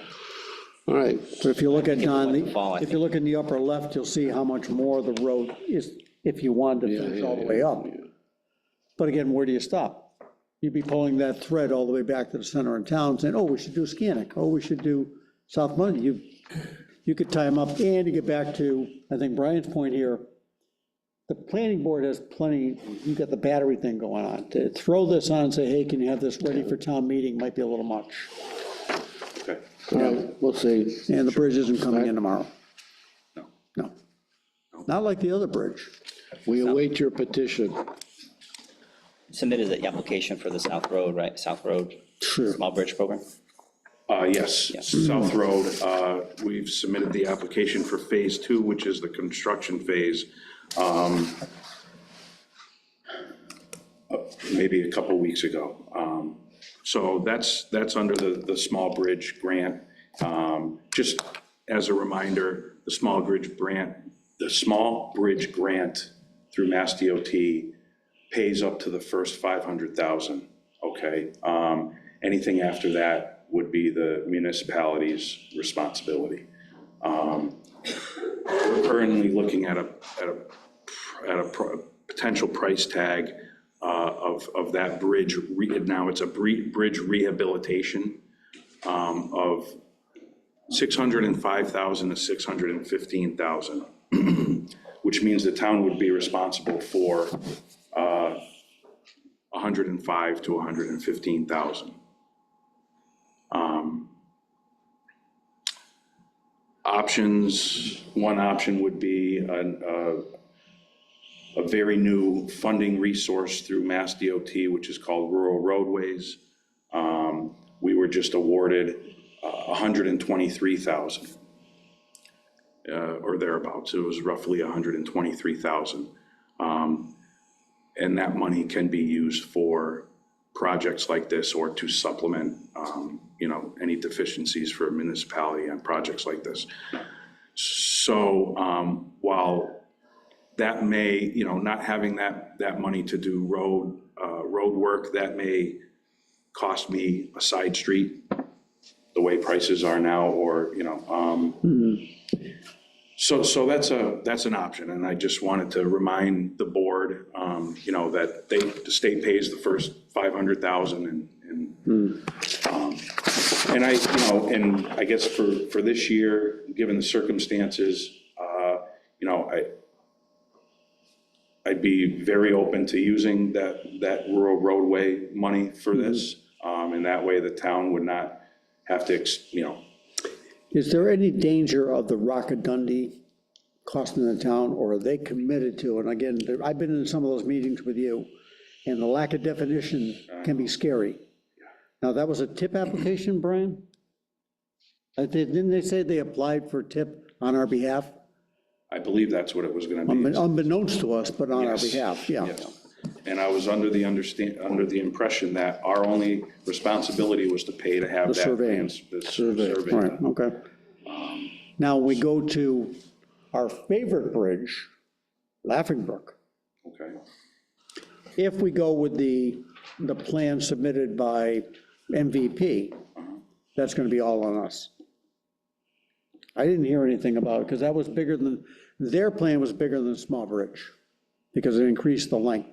That would turn what is a small bridge, considered a small bridge by Mass DOT currently, into a large bridge. Right. Not a small bridge. Not a small bridge. Right, and since it was a bridge that DOT didn't tell us that is in imminent failure, it's not like they're moving it to the top of their let's help you out list either.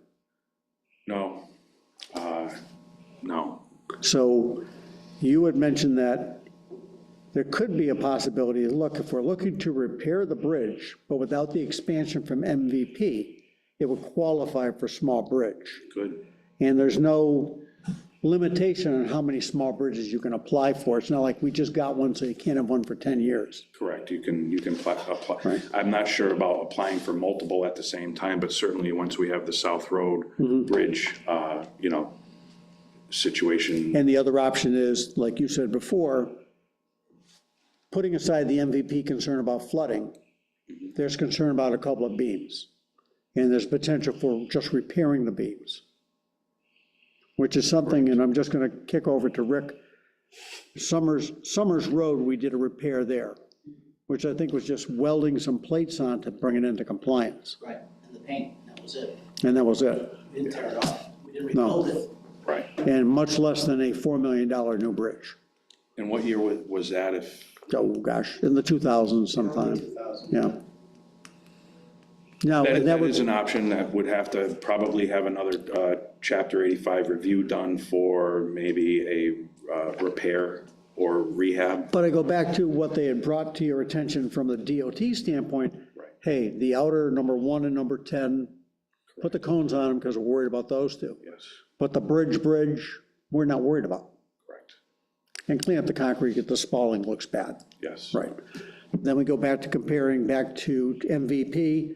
They're concerned about flooding. They've got the plan for that the infiltration basin over in the Laughing Brook Oh, yeah, yep. property, which could be a thing.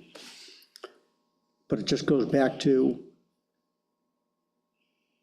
I'm still not convinced this isn't a solution in search of a problem. I really am not. I've been here for one flooding incident in '05. Rick was here for the one back in '55. That was a great flood. So I'm just going back to, is this a problem, a solution looking for a problem? It very well could be, and I think, And they got their, I'm throwing right out there, and Don, you've had the same thing. They made out pretty darn well with the grant system from the state. Sure.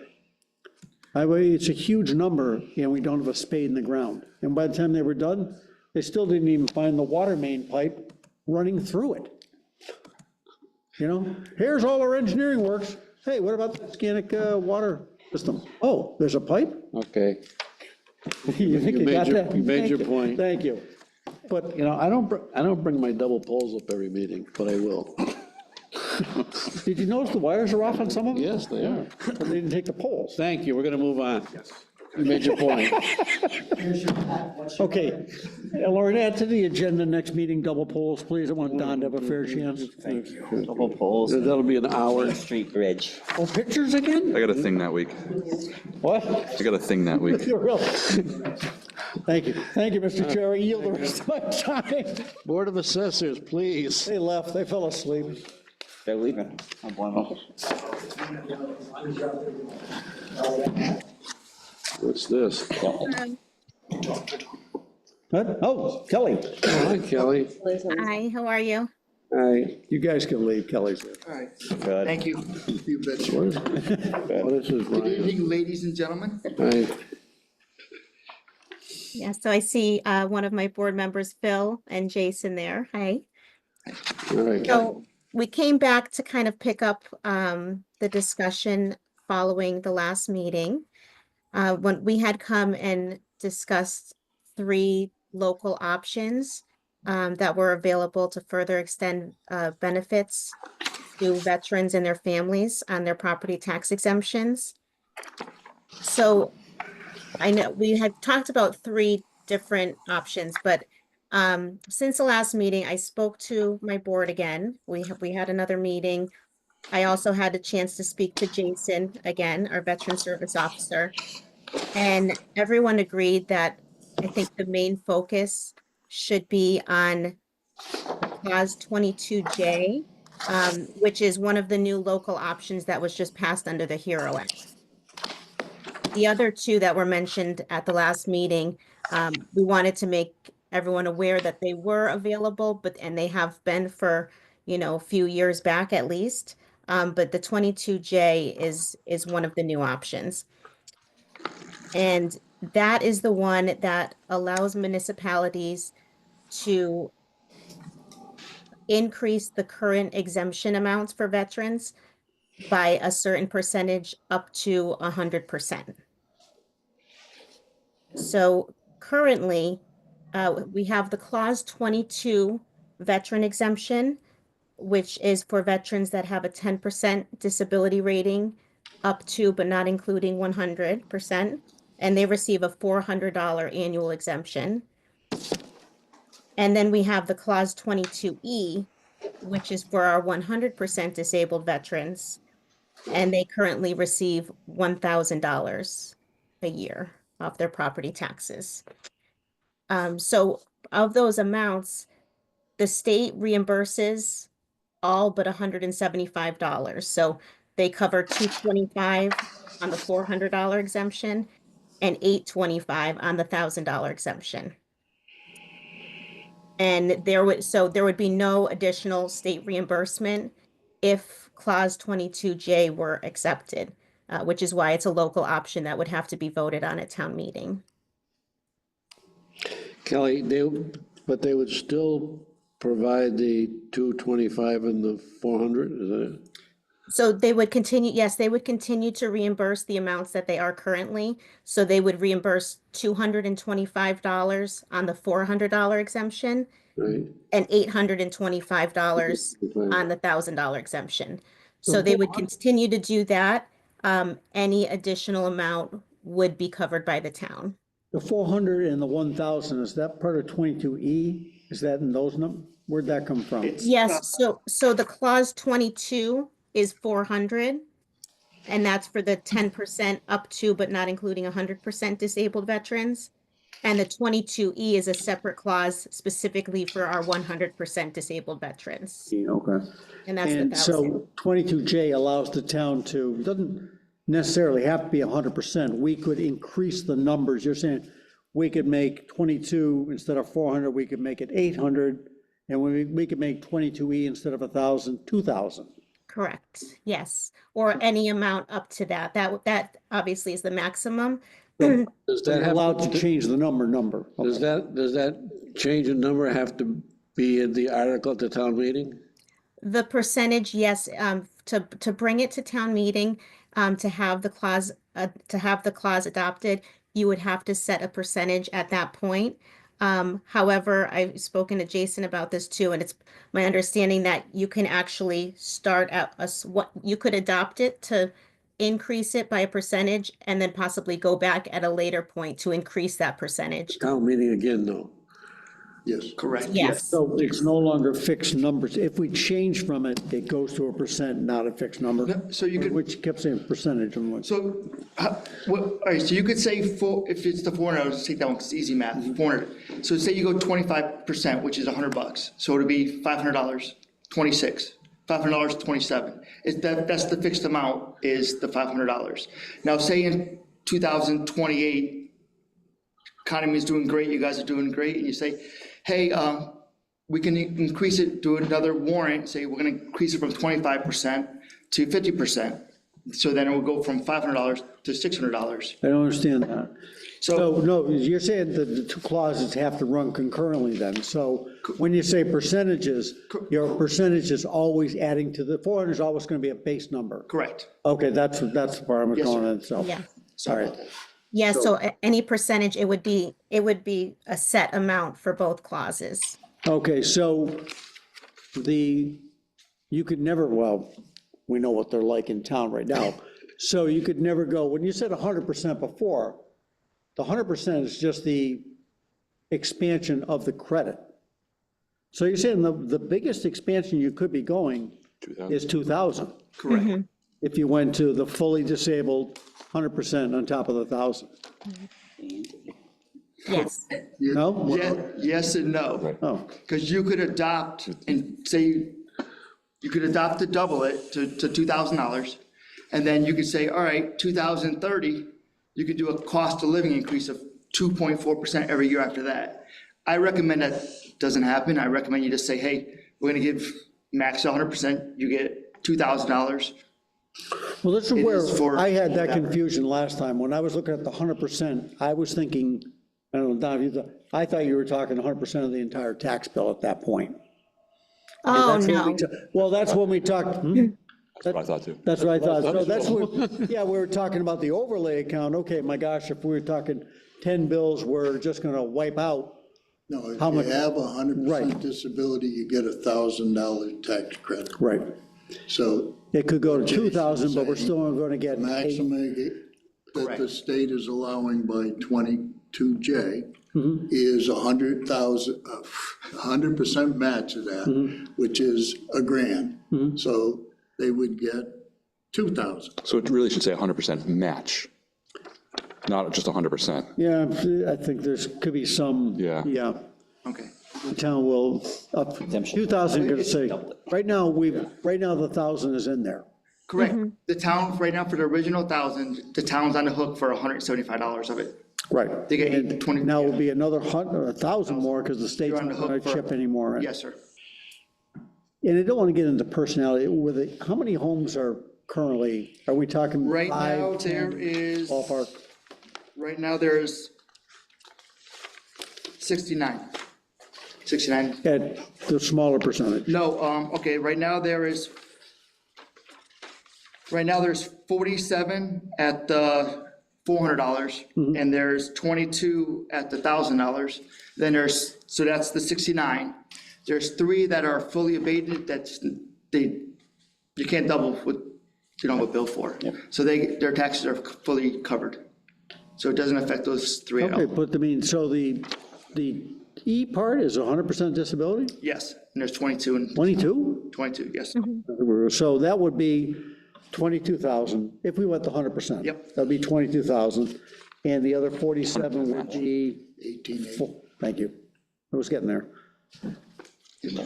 So 100%. 40,000 was, no, you were saying about 40 grand last time anyhow, we asked you was. 40,800. Right. Did you have a recommendation of the match? With the tax assessors, they came up, would like to try 100%. And that come out of overlay at this point? Yes. Yeah. Kelly, Yes, that comes out of overlay. it correct? does. Yes. Any exemption or abatement amounts come out of the overlay. I have a breakdown, if you would like to see it, what it is for 175, 50, and 25. I think it's just, it's a type of thing, you're gonna bring the articles forward, and is it what we wanna do for our people in town? I believe Jason's going to have Right. Yvette bring it forward. Right. And, you know, What about the other two? J and G and H? Those have been in effect for a few years. We've passed on them before. Would just like to. Focus on I can't Jay. speak for We'd like to focus Jason, on but- Jay. Jay would be the biggest beneficial to your veterans in the community. And the I is a COLA adjustment. the H part that bothers me, not to get too deep into it, is that it doesn't make it, there's no relevancy technically to the town. You could have Mr. and Mrs. Brown that lost a son who lived in Arizona, 53,000, and 100% match. they would get a tax difference here, because it doesn't say that person has to live with them. That's why we're focusing on. That's what I'm saying, that's the problem I got with H, it just doesn't, That's why we, yeah. When I did this letter, when I did it to give the options for what the state just Sure, passed. sure. So it's every option available to the, You're focusing on J. correct, yes, sir. Great. So if we exceed what's in the overlay, then the rest is going on the tax base. What's the overlay now? 30? have to ask Kelly. Kelly, I'm sorry, what's the overlay right now? Overlay amount, the annual overlay amount? that we currently have. Yeah. I'd have to take a look. I don't know it offhand, but I would say about 100,000. It's about 100,000? Yeah. Okay. It covers all of our abatements, exemptions, motor vehicle, excise abatements, and any other, ATB or outstanding liabilities. And it would have to cover this as well? Yes, So that we'd have to increase that yes. by 50,000 maybe? Yeah, or at least, yes, at least 41, but probably a little more because we do tend to get a couple new applications each year. Right, but this is not a town meeting action. This is, Leave the warrant. this is a part of the recap, the state recap part when you set the overlay number with Cliff, et cetera. I don't believe we vote on the overlay at the town No, meeting. the overlay is, Yeah, right. I'm sorry. The article's down here. J is. No, but I'm saying, when Kelly's talking about the overlay number needed, that's something you work out with the finance team and the state numbers, et cetera, right? Now, that's overlay, and then you have overlay reserve as well. Just vote currency for that. Good, right. What are we doing, Don? Waiting for them to submit? Yeah, let's do it. It was a passionate, I think you'll do a great job at town meeting, Jason. Thank you. So what am I? Jason can't present it. So I can't present He it could explain it, warrant because I'm not a. You can explain. yeah. What? You can explain. Well, although we've had that discussion before about, oh my gosh, out-of-town people can't stand up and talk, but I think we're past that point at this, Technically an employee of the town. yeah, right, He is, he represents, yeah. there's 103 veterans. I said they can at Rick's discretion, and we have a lot of people that speak on behalf of Sure. other petitions. Yeah, he's No different than the superintendent an advocate of for school the or, town. okay. So you're gonna submit to us? You're gonna submit to us the article by March 1st? And that has to be by when? March 1st. March 1st. That's easy. I mean, at least a placeholder, you know. A placeholder, then you can work out the wording later on. You probably got a couple other anyhow, right? Have any other motions? Yeah, get your traditional stuff, right? Your stable, yeah. And the fourth municipal one. All right, thank you. Thank you. Thanks for waiting. Find more Thank money. you. All right. Town meeting discussion, let's Yeah, go go. that way. Have a cookie. Let's get this done. Thank you, Jason. We're gonna skip 9. We're gonna put 9 off. I disagree. 9. Huh? Coming up, or are you hanging out? Works for me. I hate it when you switch between languages. What do you got? What do you want to do? All right, so let's talk about it. Let's have a town meeting. What do you Town say? meeting canceled? Yeah, let's have a, the state says we have to have one by the Great and General Court, so we have to have one, so let's have one. State budget's gonna be in anytime As soon soon. as they adopt their. All right. Adopted sometime next December, meeting 26. All right. All right, so we've talked in the past, and obviously, we all have the same goal, which is, you know, to, as best we can, with all transparency, expedite, speed up, pick your verbiage, the town meeting. So we talked about a couple of things. We talked about using the consent agenda. And just, if you haven't been through it before, the consent agenda is pretty straightforward. It requires close communication between you, myself, and the advisory to determine which questions would be put on a consent agenda. And then those questions, whatever they are, 3, 4, 5, 6, 8, 10 of them, would be walked through separately. And if the town meeting, if the body proper, if any one person, we get to question 3, for example, says hold, that question comes off the consent list and it's treated as every other question on the town meeting warrant. All the questions that survive the consent are voted on singularly. Could just one person do that? One person. All it takes is, and I did a lot of research, I got a ton of responses on this. All it takes is, if you got to, for example, pick an obvious one, the annual $1,000 for the conservation fund. If we had that, and let's say we only had 2, let's say we had that and the vote to accept the highway money, the annual Chapter 90 state aid fund. If those were the only 2, if I said, question number 8, Conservation Commission $1,000 annual thing, and somebody says hold, it comes off the list and it gets treated as part of the regular question. And if it survives, then they all get voted as one.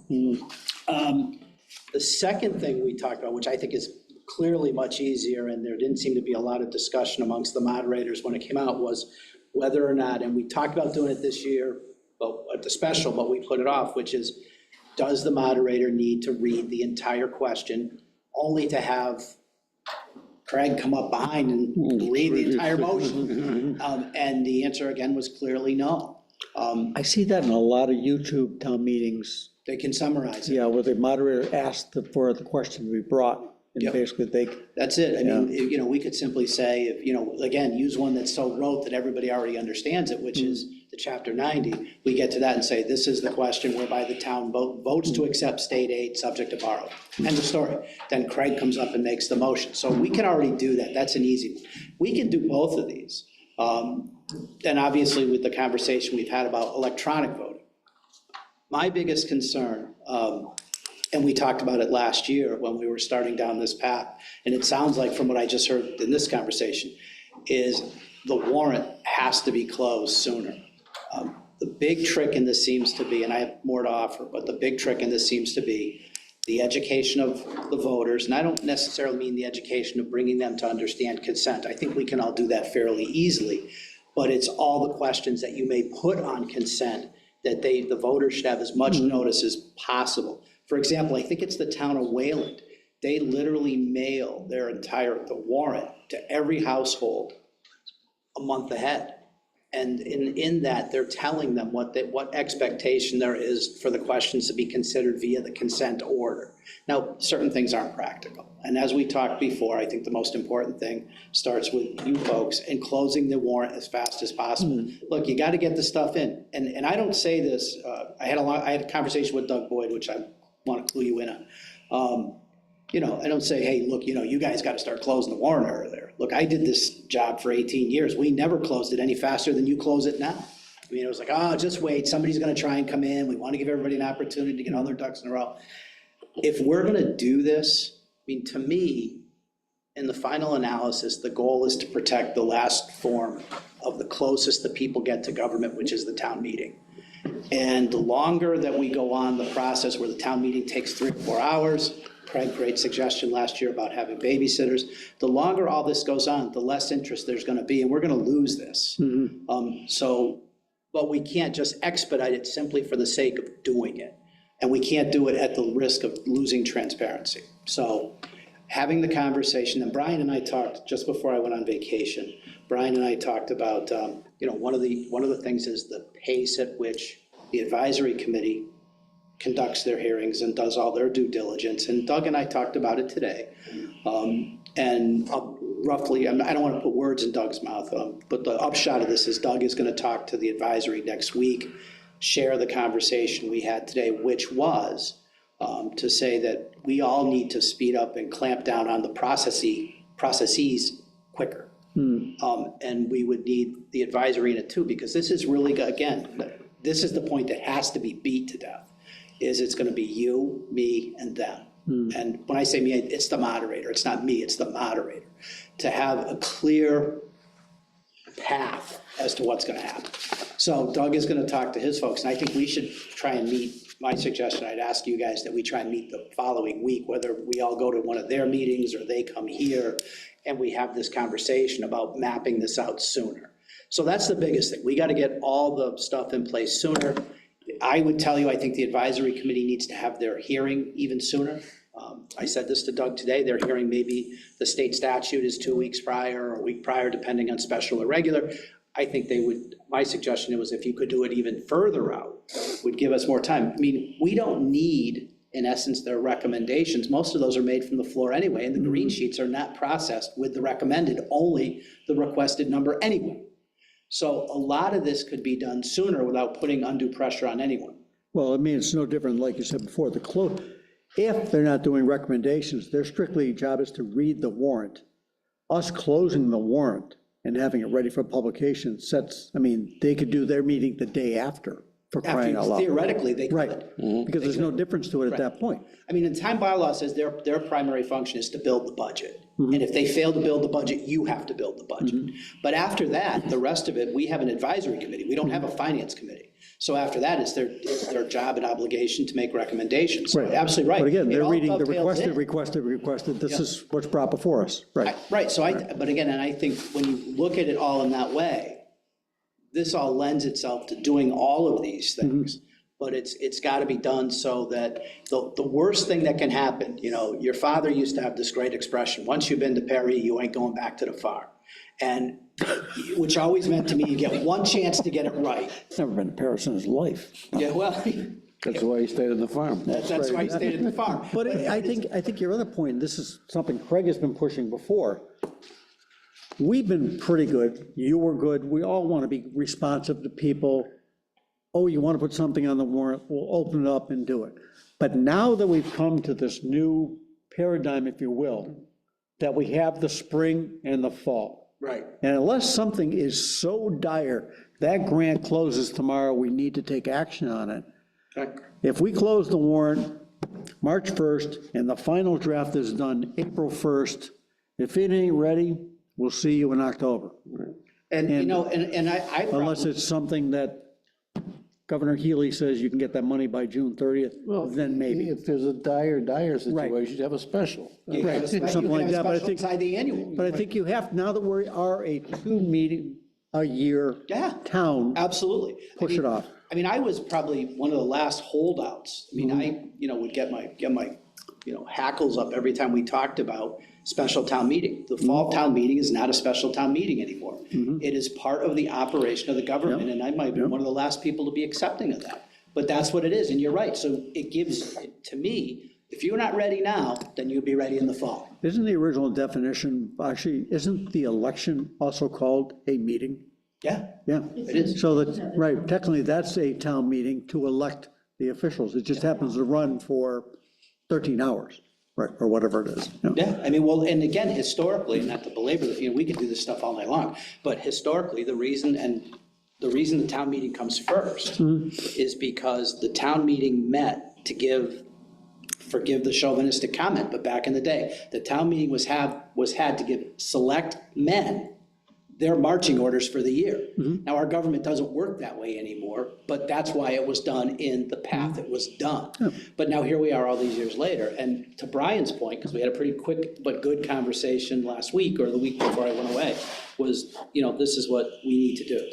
We got to tighten it up, and we got to get everybody on the same page and work faster. This is what I shared with Doug today. He's going to talk to his group next week, and again, I think we should get together shortly thereafter.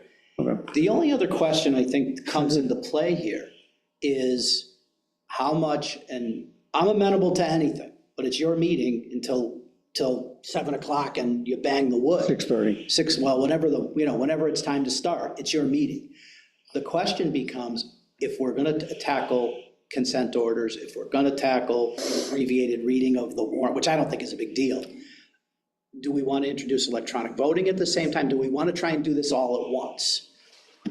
I don't question, I mean, this is a pretty bright town. I think everybody can fairly well sort it out. But it's the confusion of the moment that can sometimes create it. Are we asking too much of the town meeting to get it all in? And I only throw that out to be thought of. I'll make one quick comment, and it has to do with kind of where we are financially at this point. The board last meeting said we were in favor of continuing with the AV that we had last time, which everybody I think thought was fantastic. That was great. That group that came in. But the cost of that, and you compare that with the cost of what electronic voting would be, I think we have, based on the short, quick look at the numbers going ahead, I think we'd have to pick one or the other. I agree. And I think we'd be better spent for the AV part to give people more, you know, what's going on in the meeting. Well, I mean, Second. and the, What do you think? I agree. Okay. yeah, well, and, you know, a couple things. I mean, the conversation I had with Doug today, that came up, and it's the question of the actual cost of the meeting. And then again, how much new stuff do we introduce in the first town meeting? That's one thought. Then the cost of the AV and the electronic voting and so on. I think I mentioned to you last time, I do know a guy from South Hadley who said he's a sound guy. That's he actually rebuilds musical equipment. And he actually said in South Hadley, they use a professional group too. You know, I'm not advocating running around to get 20 bids for something that costs $8,000. We have a best practice. So you start there. And I thought these folks, whoever they were, did a pretty darn good job. Yeah. And I think it was better that there was so much less confusion in the communication, whether you folks had a microphone, there was one, wherever they were, this worked way better than anything I've ever seen. Right. And this is gonna be. Well, but the second room part too. Even the second room. And they took care of the streaming. And they took care of streaming. Yeah, so I mean, all that stuff made a huge difference. So if you were asking my opinion for it, I would do the AV part first. Yep. Before I got worried about electronic voting.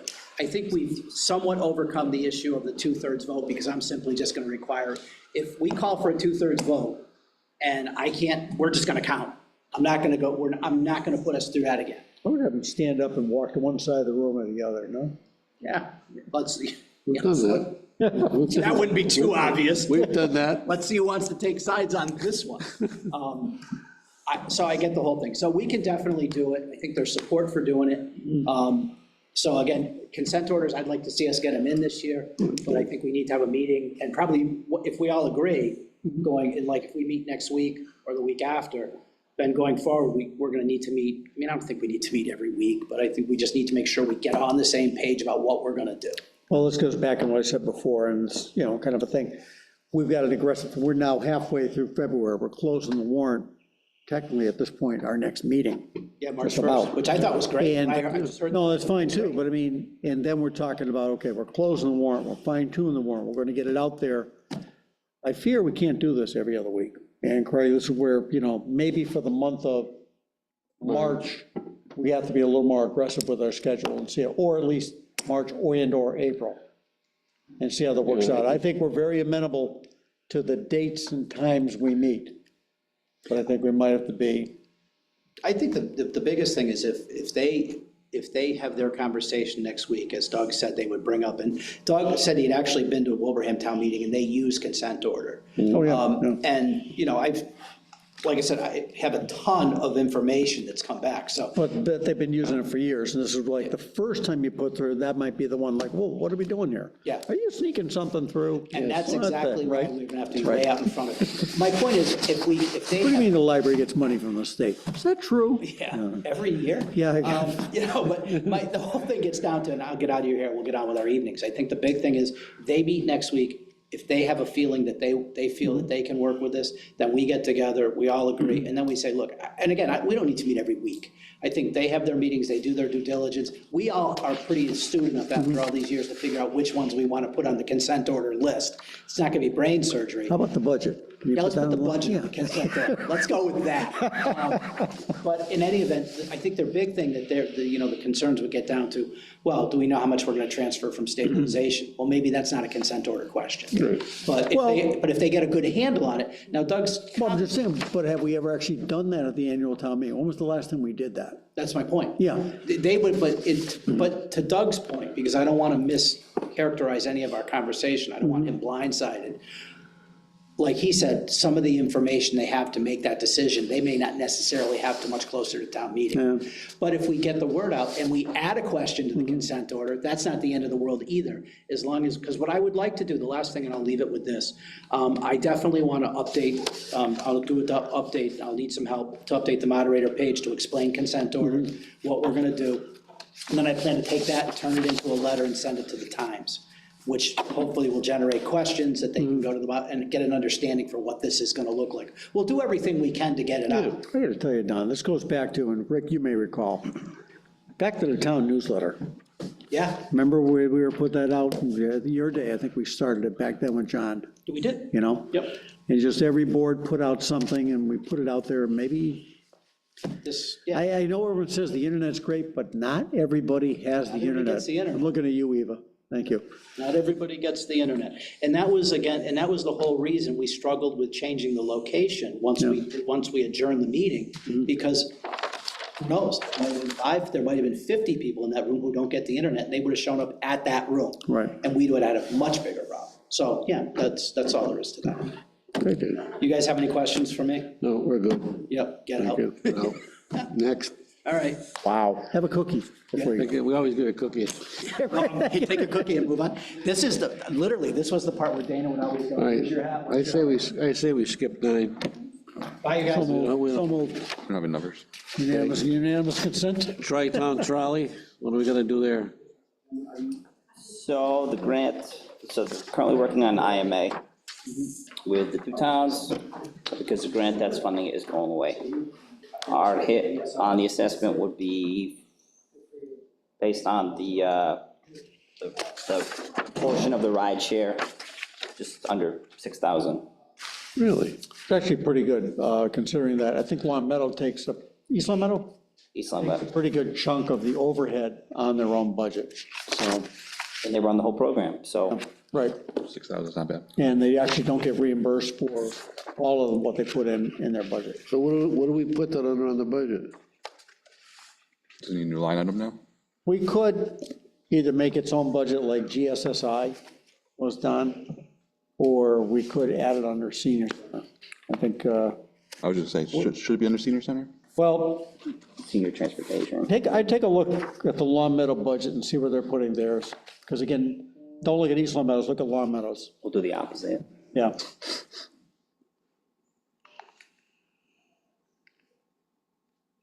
It is what it is, state's changing there. Yeah. I mean, I was a little worried, and I was gonna ask Mark about it, but I got cut off by the chair before I get to my third page.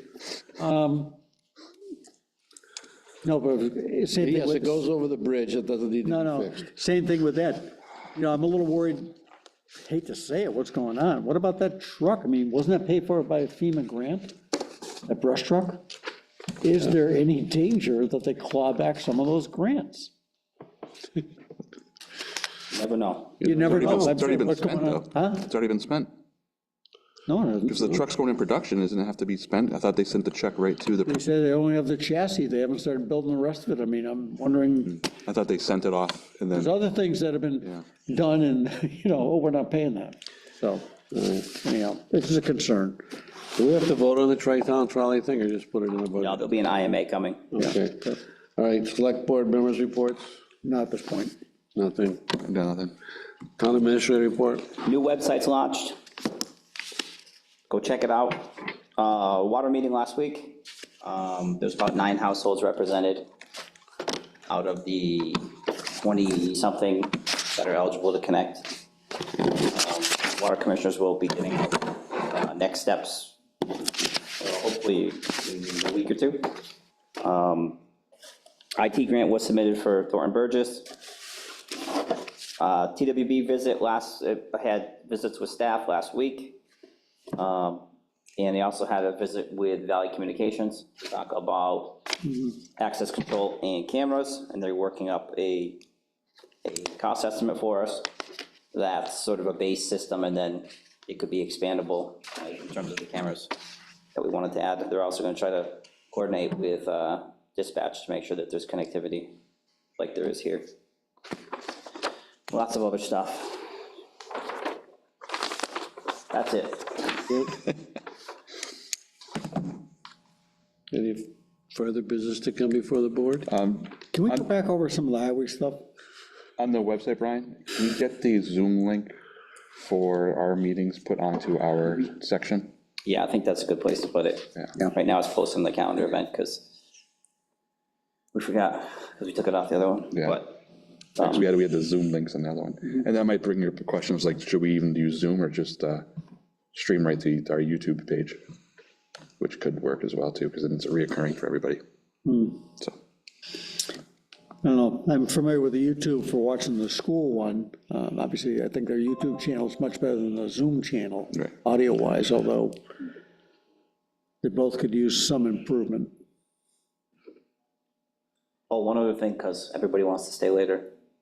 I said I'm going to be meeting with Charter over at TWB as part of the cable contract negotiations, so they want to check out the space for the head end. The server room? Yeah, the equipment that they might need to install for us to broadcast live there. Okay. That's it. Motion to adjourn?